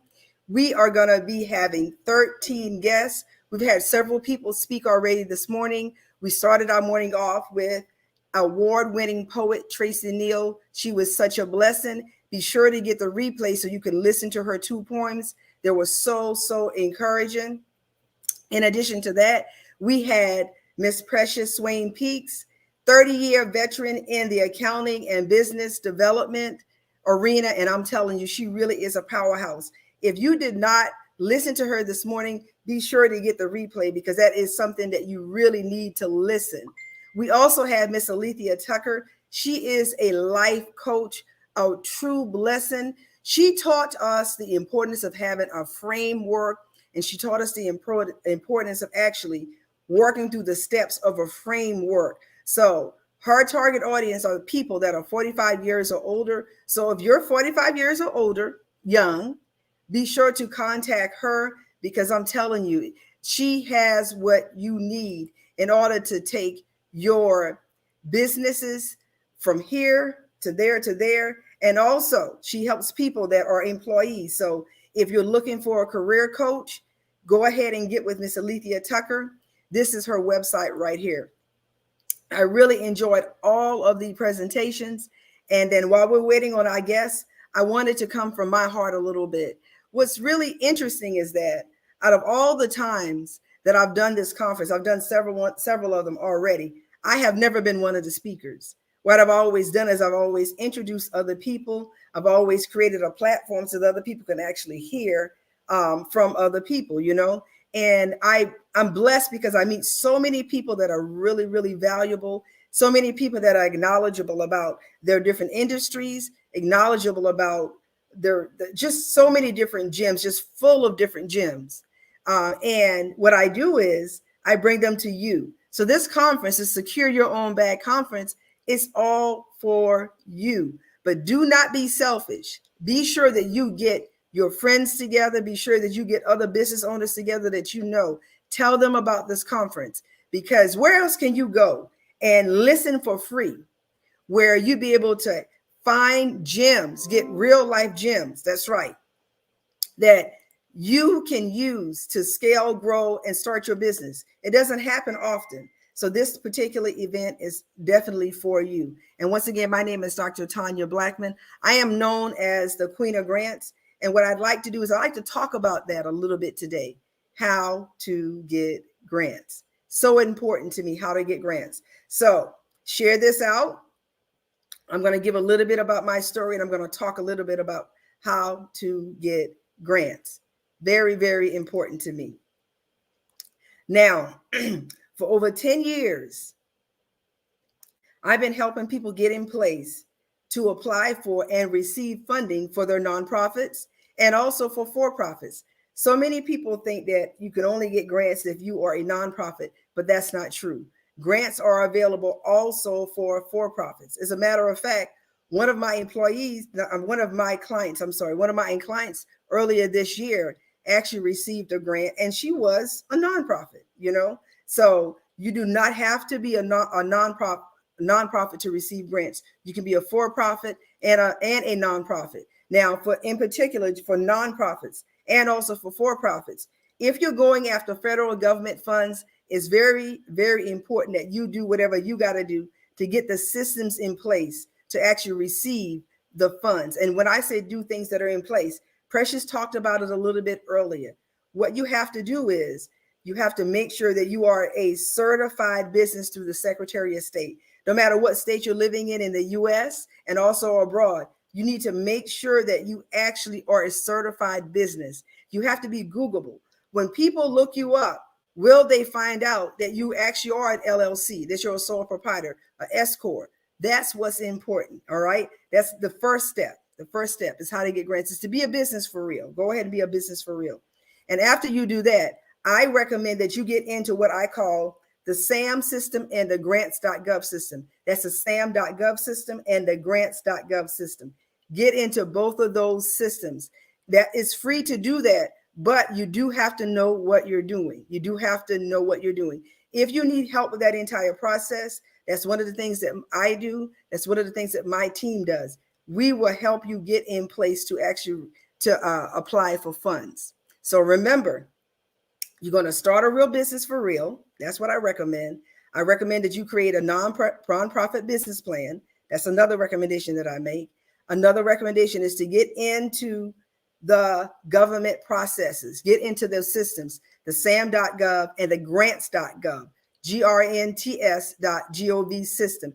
Get into those systems. And once you're in there, you'll be able to do searches to see what the government is buying, what type of services the government is looking for, what type of products the government is looking for.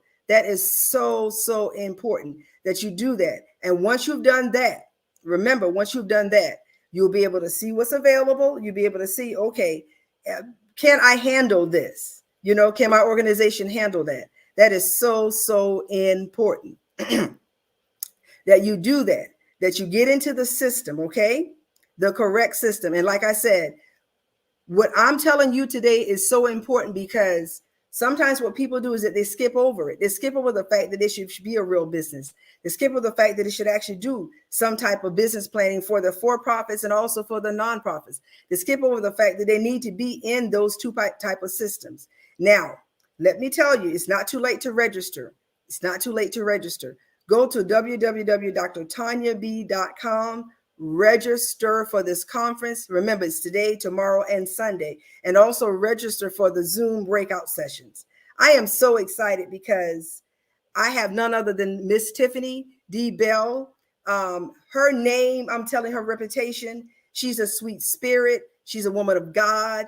She has been in the nonprofit industry for years. She is the founder of the Nonprofit CEO. And I'm telling you, she knows what it takes to get yourself together, to get your organizations together so you can apply and win funds also. So Tiffany, I'm just, you know, ever since I've met her, to be honest with you, she's been such a blessing. And every time I get an opportunity to talk to Tiffany, I learn something. You know, I learned so many different things. She's also one of the people that founded the Successful Women's Conference. And you know, when she comes on, she'll be able to talk to you about that. And we also have Coach Jeanine. Coach Jeanine is from the Congo in Africa, and she's going to be gracing the stage also today and share with us for a few minutes also. First, we're going to have Tiffany, and then we will have Coach Jeanine. And Tiffany today, her talk is going to be all about nonprofits. It's going to be all about nonprofits. And that's what's really near and dear into my heart. So Coach Jeanine, I'm going to bring you on and Tiffany on. I just need to get thumbs up from everybody whenever everybody's ready. Okay. Okay. All right. Hi, Coach Jeanine. How you doing? I'm doing good, Dr. Tonya. How are you? I am blessed. I'm blessed. I was just talking. Excited. Oh, yeah. It's been such a blessing. The entire morning has been power-packed. It's been awesome.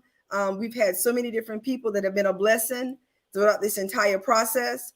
And yes, I know for sure that that you're going to come with your message and you're going to be talking about global visibility. I know that's one of the things that you actually do.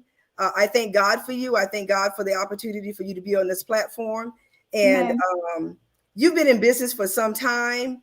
You do quite a bit around the world. And without further ado, I'm going to go ahead and give you the stage. Thank you so much, Dr. Tonya. I am so blessed to be in this platform with all these wonderful speakers. I can't wait to be able to go back and just listening to each speaker, because I know each time I'm really surrounding with Dr. Tonya and all the powerhouse women that she always bring on, and men, I'm always learning something, because that's one thing me and Dr. Tonya, we share a lot. It's really about empowerment. We're creating a space and a platform where we can be able to empower you guys with tools. And so I'm really, really glad to be blessed to be here and be allowed to share the platform with Dr. Tonya and many of these women. So thank you so much for inviting me, Dr. Tonya. And I'm so glad that we are sisters, that we are definitely, our vision are really aligned, with one another. So I'm just gonna share few things about how you can be able to be a global expert. Like Dr. Tonya said, my name is Coach Jeanine Bunzigiye. I'm originally from the Congo, but I've been blessed to be able to have many hats in the community. So like I've been in business for several years, but it's been a blessing, because many of the people who knows me or been around me, they always know that my vision started really in a leadership where I see my mother, my grandmother, and people, the women who've been surrounding me, teaching me how to be the authentic leader, that today it's really about serving. So that's what I'm bringing a few nuggets today to be able to show you how you can be able to stand out, how you can be able to really empower your partners on the global level. So my story really started with when I started as a consultant with Youth Solution.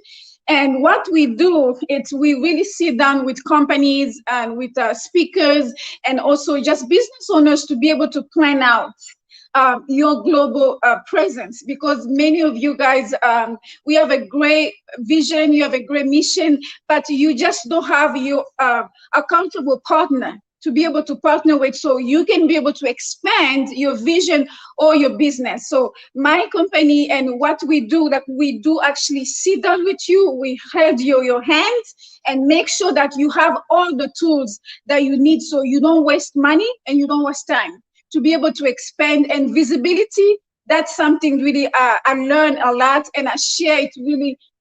One of my expertise that I do teach and really mentor many coach. So I'm just gonna share with you 5 things that you can be able to do to be able to expand, so you can be a global expert.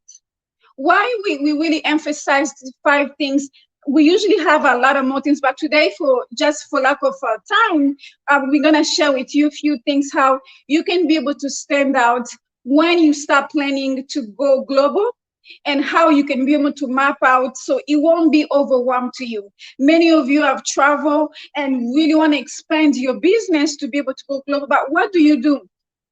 Number one, that I think I've shared it previously, to your mindset, making sure that you take time to study, your target audience, and making sure that you do understand what they're lacking, that you can be able to contribute to the business.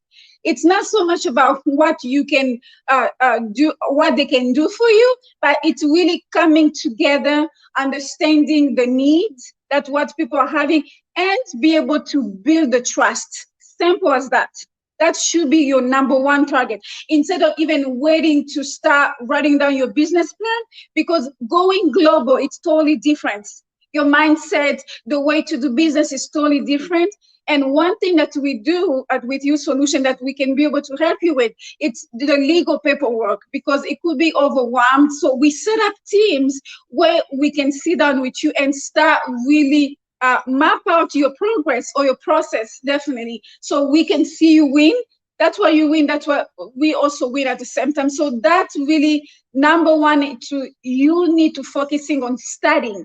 I'm not just saying like just interviewing different companies, but really making sure that you really go with the intention of really studying your potential partner, because they're going to be those companies that you're going to rely on to be able to represent the best of you, the best of your company. So that means it will be a partnership. Just like in a relationship, that you take time to get to know your partner, that's how you're going to choose your partner. Because many of you have heard, and also I've worked with many investors who had successful story, not because they went and just start, investing in different places, but they took time to be able to know those companies and be able to build relationships so they can have an effective relationship. And you can see the story, it's very different comparing to people who just go and start, presenting and doing a business plan where they hear what people want them to hear, but it's not really a substantial, where you can be able to see some results in a very short period of time, and where you require trust and be able to work as a team. So that's what we facilitate for you. And that's really just in general, as a business coach, that's really what I recommend to my client, to be able to sit down and map out your plan, how you're going to getting to know more the profile of your partner in the business, and so they can be able to see what you can bring on the table. So that's really that. Another thing that I wanted you to focusing on, it's really how to team up with some local business partner. Why we choose local business partner? Sometimes it could be a little bit tricky when you go into the government right away. You just have to be in the private sector and really make sure that your feet get wet and they're getting to know you. And by doing activities with them and building up that relationship, they will see that really they can be able to open up doors for you. That's one of the successful stories that I have. Many places I've gone, I didn't know anybody, but just by for me partnering with the local business owners, they have opened up doors for me. And I was there to serve. And that's what you have to keep in mind. You're going global to serve. And in return, they're going to represent you. They're going to be your team. They're going to really open up the door that by yourself, you cannot open up the door. So those are the few things that I really want to lay up on you. And of course, if you want to work more deeply with me, then we can be able to sit down with you and give you more tools that you need in order for you to be successful. I'm going to give you 5 questions that you're going to ask like when you're talking to different business owners, so you can be able to select who is the right partner to you. And again, we work with all kind of businesses. It's not just one type. I work with all kind of different industry, because everybody have the system where I can be able to sit down and really make sure that I really meet your need. And these few questions, we have a series of assessment that we do. But I'm just going to give you 5 things so you can be able to ask a question while you are really searching and the process started with you to go global. Number 1, I want you to really thinking about networking. And your first question should always be, how can I be at your service? How can I facilitate the stage that you are? So you're asking the question, what can I provide at this stage in your business? So you're asking your potential partner, what can you bring on the table so they can be able to be successful on their journey? So they will see that you are very intentional, that you want to help them with a specific need that they need, so you can be able to bring on. That could be the media, that could be you be resourceful. Just like Dr. Tonya, usually she's the grant queen, so definitely she can be able to specifically ask them what they can be able to, what can she bring them so they can be able to fill that gap. That's really how you present some of the questions, and really in a conversation where they feel really supported by you. That's how you can be able to build that relationship. The second question that you can always ask, how can I use my network to advance your business? That's a very unique way. Like when you're approaching somebody like that, I know when you ask me those type of questions, I will be able to jump on and really listen, because it's a very unique way that I can really see that your question is really targeting that you want to be in a joint venture with me. You really want to support me and towards my vision, my goal, that you really very intentional. And that's what most of the business owners, local business owners, they're always looking for, those type of questions. And so they can see how you're not coming for them to work for you, but you're coming in partnership where you can be able to advance their business and also your business. Okay, another question that you can ask is about, what do you need what do you need to know about me, so that can be able to help you to get to know me and my business. So you're really helping them by really identify especially who you are, what are you selling, and how they can get to know you better, and they can get more deeply into your business, so they can be able to promote your business at the same time. So those are the few questions that I think when you approach any business owners, any local businesses, they can be able to be opened up quickly, and you will be able to start really building up those trust that you need. Because many of us know that you have heard many stories how many people have gone global different, but they're just going in circle. But because they're just coming with a business plan, or they're presenting a PowerPoint, or you're just talking, or that's not really touching the really need that's about that business, or about maybe you're not filling up any gap in that business. So making sure that you're really intentional by setting those type of questions, or really by approaching them very differently. So those are the few things I really want to share that with you. Making sure that you have a team where you can be able to rely on by asking questions, by showing them that you are there to learn, how you can be able to be in team with them, and making sure all the time when you understand something, you ask them, because they need to see the partnership, that it's very equal. It's not like you are up here and they are up here, or you are here and they are up here. You need to make sure that you filling the gap by making sure that everything you do, it's really advancing them and also you at the same time. So that's going to give you guys a very strong relationship and a teamwork as well. So that will be able to do some of the activity that you can be doing as a visibility, so you can be able to promote them, making sure that you ask them a couple questions about some of the things they would like to put in place, and you help them together to be able to do some of the stuff together. And that can be able to bring you visibility, and they will open up their network to you. Then you don't even have to start looking for clients, because those people that they're opening up doors for you, they will be able to see you working with somebody that they trust already, and that it's a business leader that they've been trusting for many years. So to you will be just a transition of very easily when you're going to be presenting your business to them or selling something to them or product. It will be easy because they already identify you, they already see you doing something with the business leader that they already have an established relationship with. So these are the very few things that I just wanted to share with you.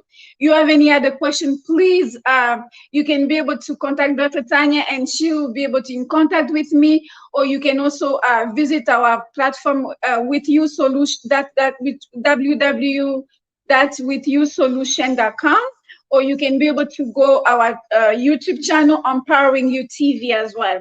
Thank you so much, Dr. Tonya. Back to you. Thank you. Those were some great tips. And I really, really appreciate you being on this platform today. I thank you for your time. I thank you for the tips. And once again, will you tell people how they can get in contact with you directly? Thank you, Dr. Tonya. People can be in contact with me by going to www.withyousolutions.com. And also you can, on Facebook, we have our Facebook group, and also YouTube, it's Empowering You TV. Thank you so much, Dr. Tonya. Any question, I will be here to serve. Thank you. So do you have anything that's coming up soon? Because I know that you host Empower You TV. Yeah. Mm-hmm. Yeah, so tell us a little bit about that. So we usually, thank you, Dr. Tonya. We have our show, which is Monday nights at 8 p.m. Central Time and Wednesdays.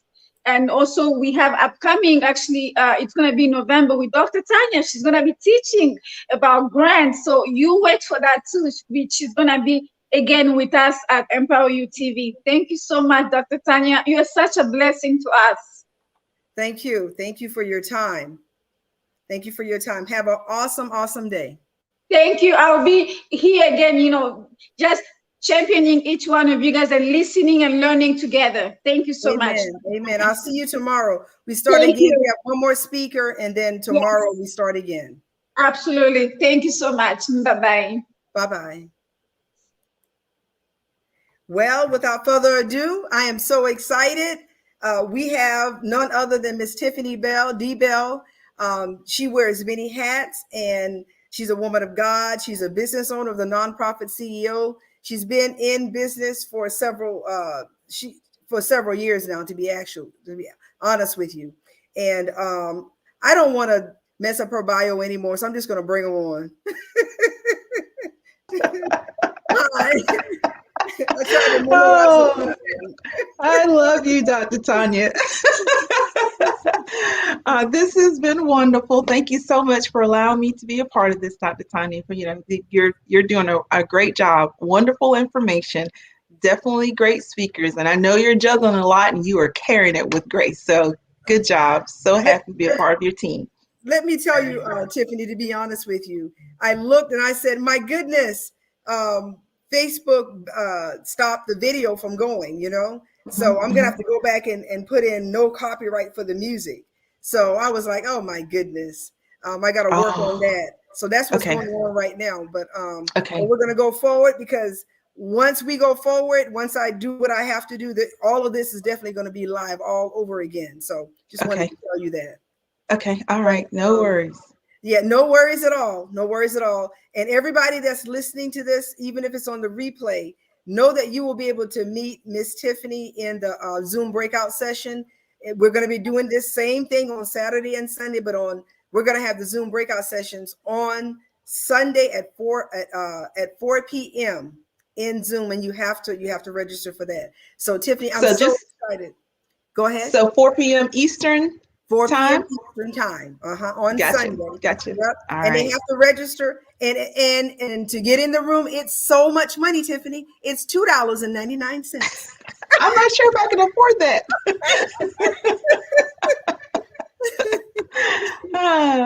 Okay, so I love you, my sister. I'm going to go ahead and get out, and I look forward to hearing your message on nonprofits. All righty. Thank you again for having me. I appreciate you. So hello again. My name is Tiffany Bell, and I am with Nonprofit CEO.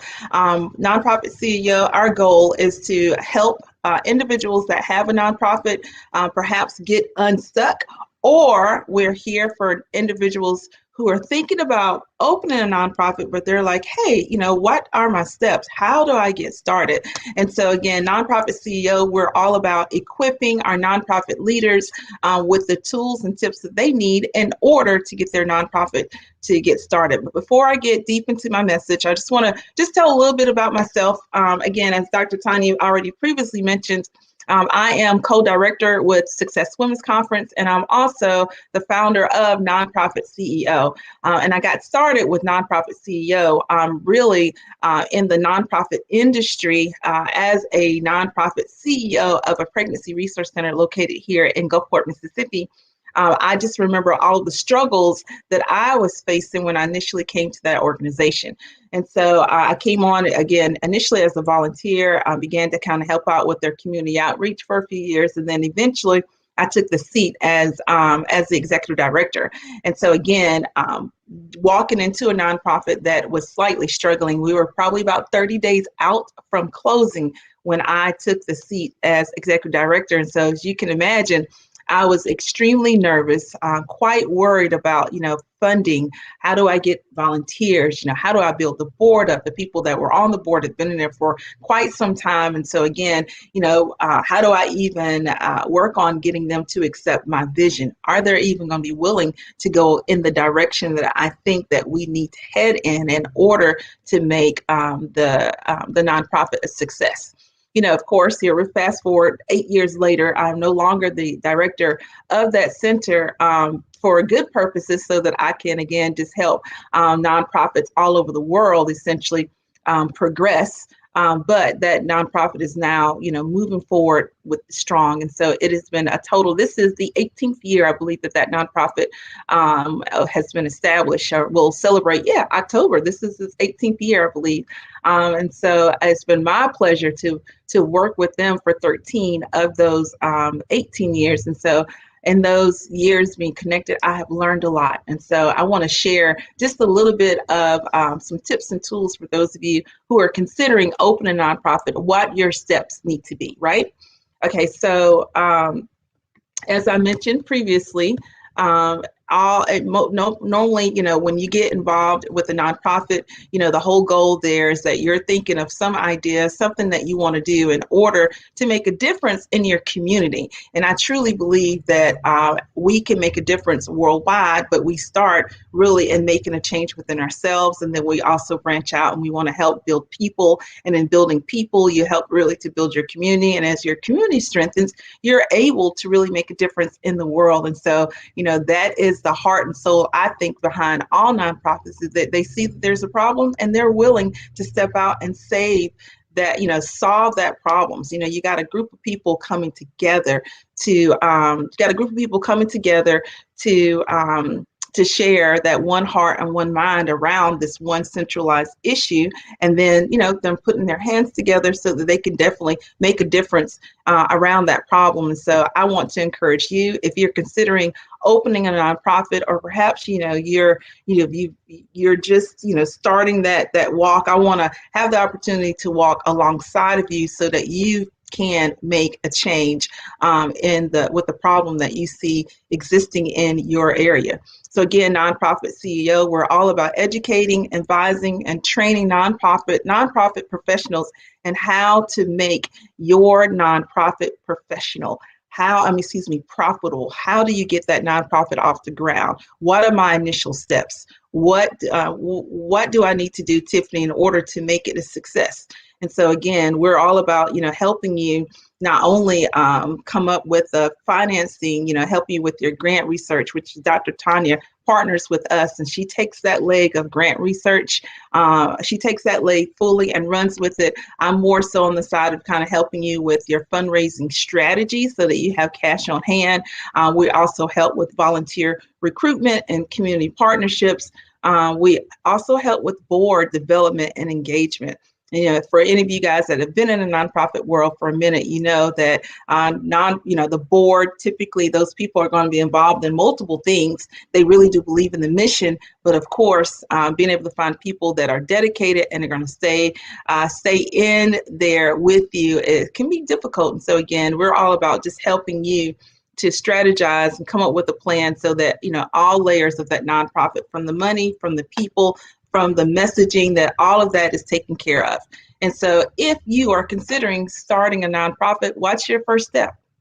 And I'm sure, it's pretty easy. Your very first step, I'm sure, is going to be one, identifying that there's a problem, right? Okay, so you see that there are people out there that are, having issues with let's say domestic violence issues. Where does that woman go when she needs a safe space? Or and even where's the children that are caught in this tumultuous relationship? What are we going to do with these kids? And so you want to make sure, the very first thing you do, and it's just identifying the problem, right? So you identify the problem and you've decided that, hey, I'm definitely going to do something. I'm going to start that nonprofit. I'm going to begin with my paperwork. I'm going to make it legal, and I'm going to find people who are just as passionate about it, and we're going to move together, right? So you're there. What you want to make sure that you start doing from that point, you want to kind of think of a name, right? And so when I think about your name of your nonprofit, that name, it needs to first have a very strong impression, right? Because it's the very first thing that people will see once you start marketing your nonprofit. You want a name that stands out from the crowd. You want a name that definitely connects what you're doing to the, what the problem that you're solving. You want to make sure that it's very easily identifiable so that when people again see the name, they know what you're about. You also want to check and make sure that as you select the name, that it's not something that's already been trademarked. You don't want to have any issues in the future with any copyright trademark issues, right? You want to make sure that when you come up with that name, that perhaps you want to consider maybe putting a designator behind it. And it may depend upon what state that you're located in or around the world, checking to see legally what legally, what is it that you must do? Some of them may say, hey, you need to put LTD behind it, or, it needs to make sure that it says foundation, charity. But again, that's all about making sure that you choose it. That's a part of choosing a name that is easily identifiable so people know where they're headed when they connect with you. And then, of course, choosing a solid name also helps with your credibility. I think there are lots of really trendy verbiages that we use, day to day. But when you think of the name of your nonprofit, you want to make sure that you do have something that's solid. I would tend to tell you to kind of go with something again that's somewhat traditional, because again, you want to make sure that you're appealing to the masses. So there's certain verbiage, there's certain, verbs and there's certain verbiage that people, let's say 35 and under would easily recognize. And of course, that sounds good, especially if that's your target audience as far as the people you're going to serve. But also be mindful that you also want to target people who actually have the capacity to give financially. So that might be another target audience group of 55 and older. So again, just make sure that as you're deciding your name, that it does, definitely lend to credibility, and it will make a difference on who would be willing to partner with you. Next up, I would say after you've chosen your name, you want to do the research and make sure that that name is that you can actually use it and purchase the domain name for it. So of course, we're in a virtual world. So go out and purchase your .com. The very first thing I went to go check out whenever I decided that the name for my company was going to be Nonprofit CEO, I had to go and research, first of all, make sure that name had not already been claimed.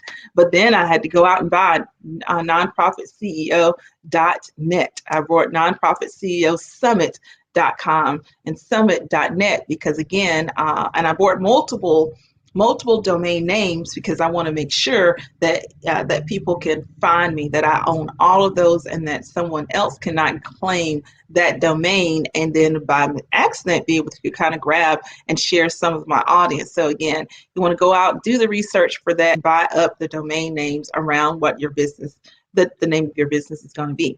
All right, so you got a name, you've purchased that.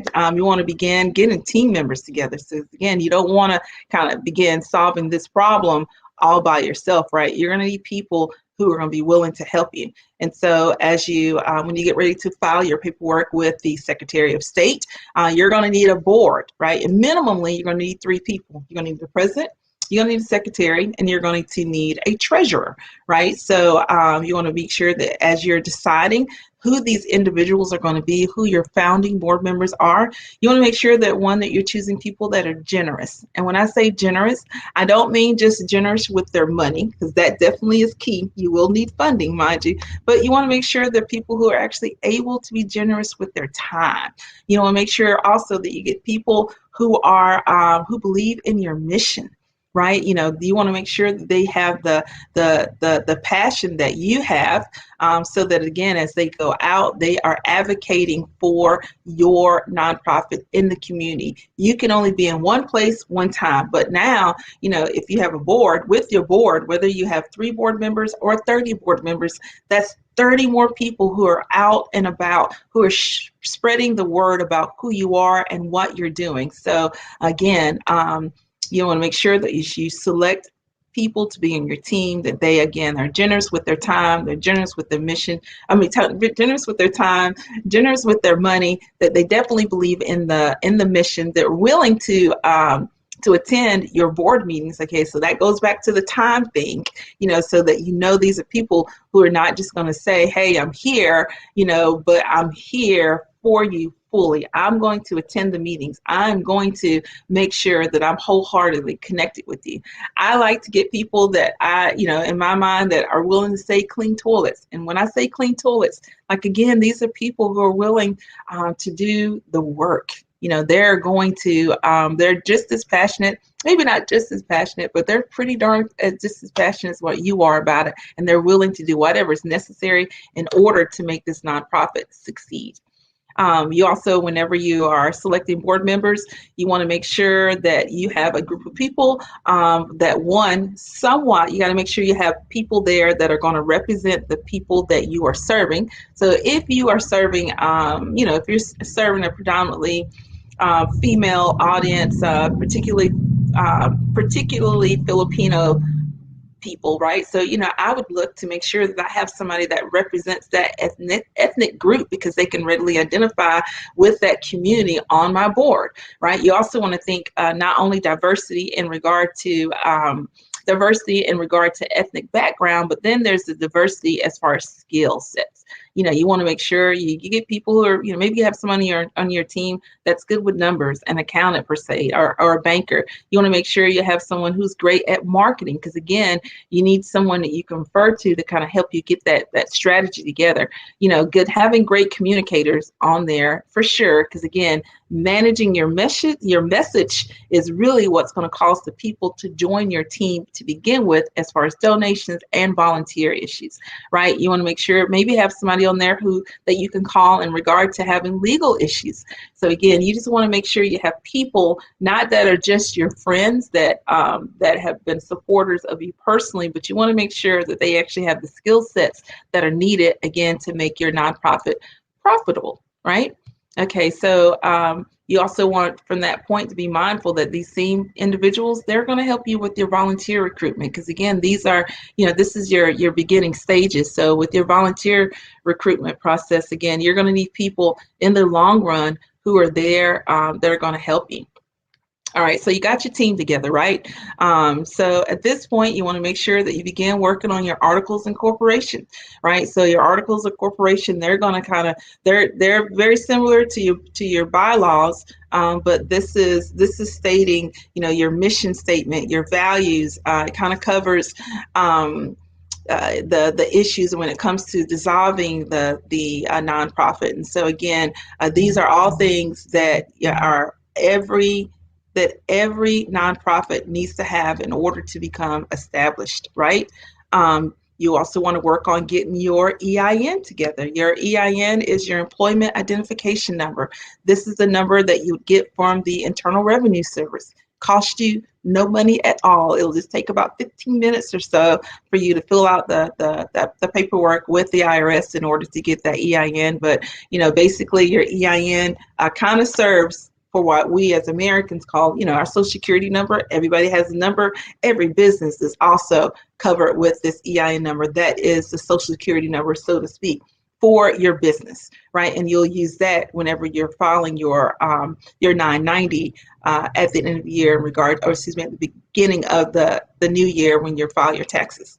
Right. You'll also need bylaws. I referenced bylaws a few minutes ago, and bylaws are your rules of operation. Like, it is, how are you guys going to operate? Again, it will mention your mission statement, but it's also more particulars like, oh, we can have up to a certain number of board members. These board members will serve in these different positions, and these they can, you know, we need to have X amount of people available for the board meeting in order to vote on certain issues.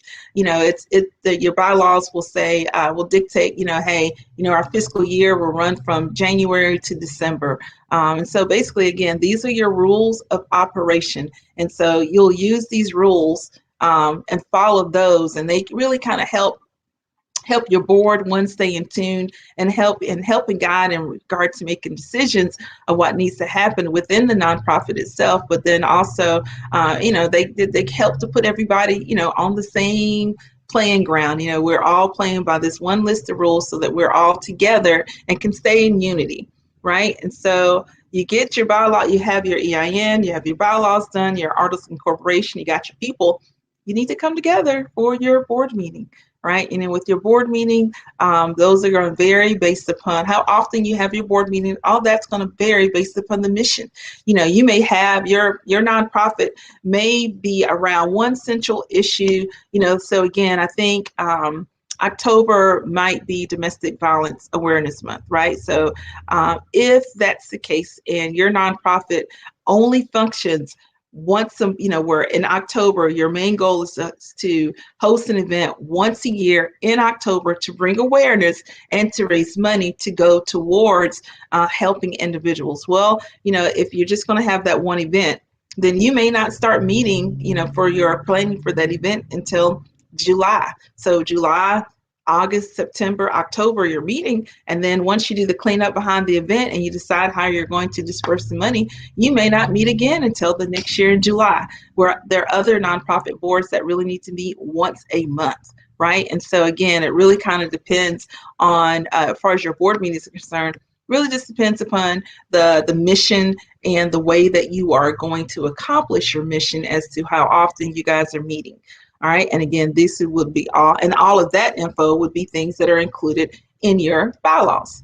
All right. So you've done that. So now you need to file for your tax exempt status. Right. So and filing for your tax exempt status, again, when it comes to even becoming a nonprofit, there are multiple. There are up to, I think there's 6 different designations. The one that we hear about most often is a 501c3. A 501c3, basically, that's saying that if I were to give money to your organization, that I will get a tax benefit for that. But there are also other nonprofits out there where you may give. It may be like a social organization. A country club is a nonprofit. Your schools. Our schools, our public schools, those are nonprofits. Our churches are nonprofit, but you can definitely get your tax write-off where they're concerned. They're able to give out giving statements where there are different types of nonprofit, but not all will be a 501c3. We have there's a C1, 2, 3, 4, 5. I think that we may skip 6 and go to 7. And then I think there may be a 9, maybe an 8 or a 9. I cannot remember, but I just know that for sure there's 7 altogether. And it really depends upon the type of nonprofit, whether or not which of those numbers would be best applied for you. There's some that are specific for politicians, political issues, not politicians, but political issues. And so again, these are things that you'll need to get done, right? And so after you apply for that, then, pretty much you're just kind of on the hurry up and wait side for them to say, for the IRS to say whether or not you're qualified. Now, pre-COVID, it didn't take as much time as it is taken now for you to get your qualification letter, but, you may wait up to 3, 4, 5, 6 months, again, because, COVID has just changed the way the world operates. Now, in between that time, can you still operate as a nonprofit? Yes, you can. So it doesn't mean that you cannot solicit for donations. It just means that you need to tell your people, hey, we've applied for our tax exempt status, but we've not yet been able, we haven't gotten our award letter. But people still, if they're giving because they really care about the mission, a lot of times, that's going to be fine. But of course, if they're giving what is considered a significant amount of money for them and for their budget, that tax write-off really might make a difference. And so whenever that letter comes in, of course, you can always make sure that you take care of them on the back end in regards to making sure that they get their giving receipts. There are a couple of one significant loophole that most people are not aware of when it comes to nonprofit accounting, but you can operate up to 3 years without ever applying for the tax exempt status, as long as you're not going to collect more than $5,000 annually.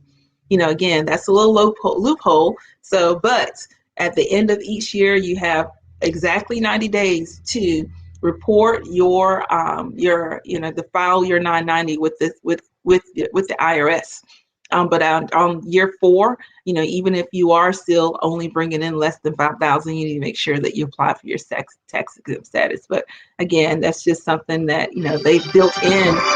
Sorry, my son is online. I'm so sorry. That's just something that they've built in, to kind of help nonprofits be able to move forward. So once you do get that tax exempt status, you need to make sure that you circle back around to your Secretary of State so that they are aware that you have that 501c status. And of course, with your Secretary of State filing, you'll have to file with them annually.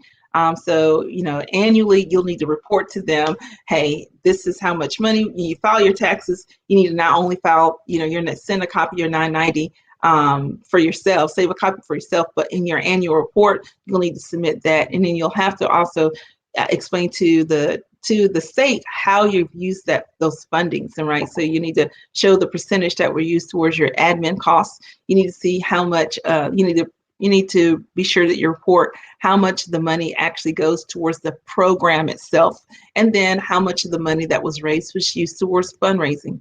Now, as a donor, most donors, they really prefer that majority of your money is going to be used towards the program. No one likes the thought of contributing simply to pay someone's salary. They want to know for sure that the money that they're giving is being used towards meeting that mission. So I always say it's a really great when you come into breaking up the report for your administrative costs, your fundraising costs, and your program costs. It's really great that you stay around 70% or so of the income coming in to go specifically towards the program.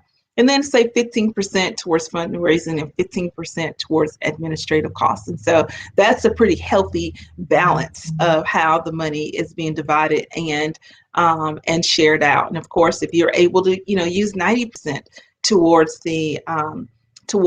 the program itself, that's even better. And there are plenty of nonprofits that, have very little administrative costs because they just don't have any staff. They don't have any paid staff. Some nonprofits are run strictly with volunteers and volunteers only. No one gets paid for the work that they do. And so, of course, when you're operating like that, that means more money for sure is going to be used directly towards the clients that they serve or towards the problem that's being solved. And so with that, again, all nonprofits are different. and the mission and how they use their funding. But a healthy nonprofit for sure wants to keep at least 70% of the money going towards the problem. And then using the 15% around fundraising, so that again you can bring more funds in. You have to sometimes you got to spend money to make money, and so the government's well aware of that. But those are just my recommendations on how you should report and spend your funding. So again, my name is Tiffany Bell. I hope that the information that I've shared with you has been helpful. These are just a few of the steps, not necessarily in a particular order. But these are the things that will need to be gotten together in order for you to apply to become a nonprofit, and then to apply for your tax exempt status. So again, just a quick review. You're going to make sure that you're getting a good name, right? And then you're purchasing the domain for that name. You want to make sure that you're selecting great team members, whether we're saying team members that are serving on your board or people that are serving within the nonprofit itself, as far as volunteers that are out, that they're actually the hands and feet that are touching your clients, or touching within the community. You want to make sure that you have established your articles of incorporation, making sure that your bylaws are tight, making sure again that you've applied for your tax exempt status. And even with your tax exempt status, if that's the direction that works for you, there are two different forms that you fill out. There's a short form and a long form, but and all of that takes time. So be mindful that as you start out on this journey of forming your nonprofit, that you have put a plan together, and you're mindful of the time. You want to expect this process to take a few months between the initial your first steps of just securing your name to the point of getting the letter back from the IRS.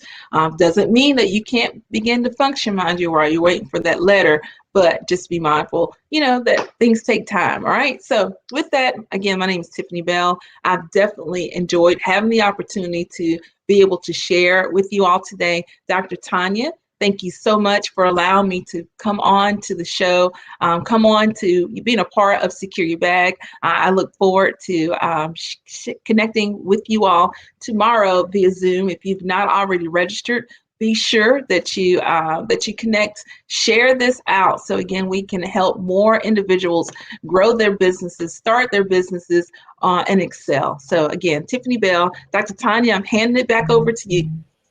Thank you. Awesome job, Tiffany. And like always, I learned as I listened to you. I didn't know about the 3-year, process that you could wait. I didn't know about that. That's really good to know, because so many people think that they can't start operating until they actually get that letter in hand. And that's just not true. And I've been back and forth on different social media links, and the comments are not coming up here in StreamYard, but they are coming up on in the other land. So different people have cheered you on. So thank you so much for being here today. Thank you for having me. And you are trustworthy, you're dependable, and you are a wealth of knowledge in the nonprofit world and also in the business world to me. So once again, thank you so much for your time, and also for the information you shared. Now, in closing, please let everybody know again where they can get in contact with you, because you are the founder of the Nonprofit CEO. Yes, ma'am. So you guys can always email me at tiffany@nonprofitceo.net. I can also be found on Facebook, LinkedIn, Twitter, and Instagram at Nonprofit CEO Summit. Again, Tiffany Bell with Nonprofit CEO, Tiffany at nonprofitceo.net, or Nonprofit CEO Summit on all of those platforms. So thank you again, Dr. Tonya. I've enjoyed this. And one more commercial.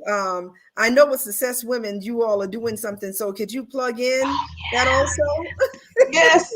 Thank you. Okay, so for those of you who are familiar with Success Women's Conference, or if you're not, this is our 8th year. And so Success is an annual conference that is hosted specifically to help women that are in business. And so we connect with female entrepreneurs, women that are in the corporate sector, women that are in the nonprofit sector. And then, of course, there are those of us that are somewhat in transition, dualpreneurs who've not yet left the corporate world yet, but they're still, they got a little side gig. And so our conference is scheduled for November the 18th is our kickoff, and it will go through November 21st, I think. And so we are looking for top influencers and speakers. So if you're a woman in business and you have a message that you are willing to share with the world, please go to Success Women's Conference, our Facebook page. You can get more information there on how to apply to speak.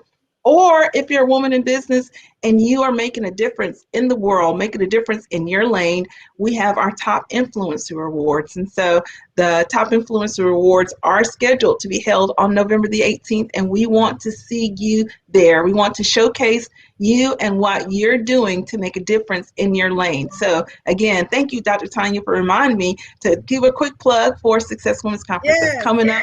We are like, 4-5 weeks away. Time's winding down. I'm feeling stressed because there's a lot that needs to be done between now and then, but it's going to be great.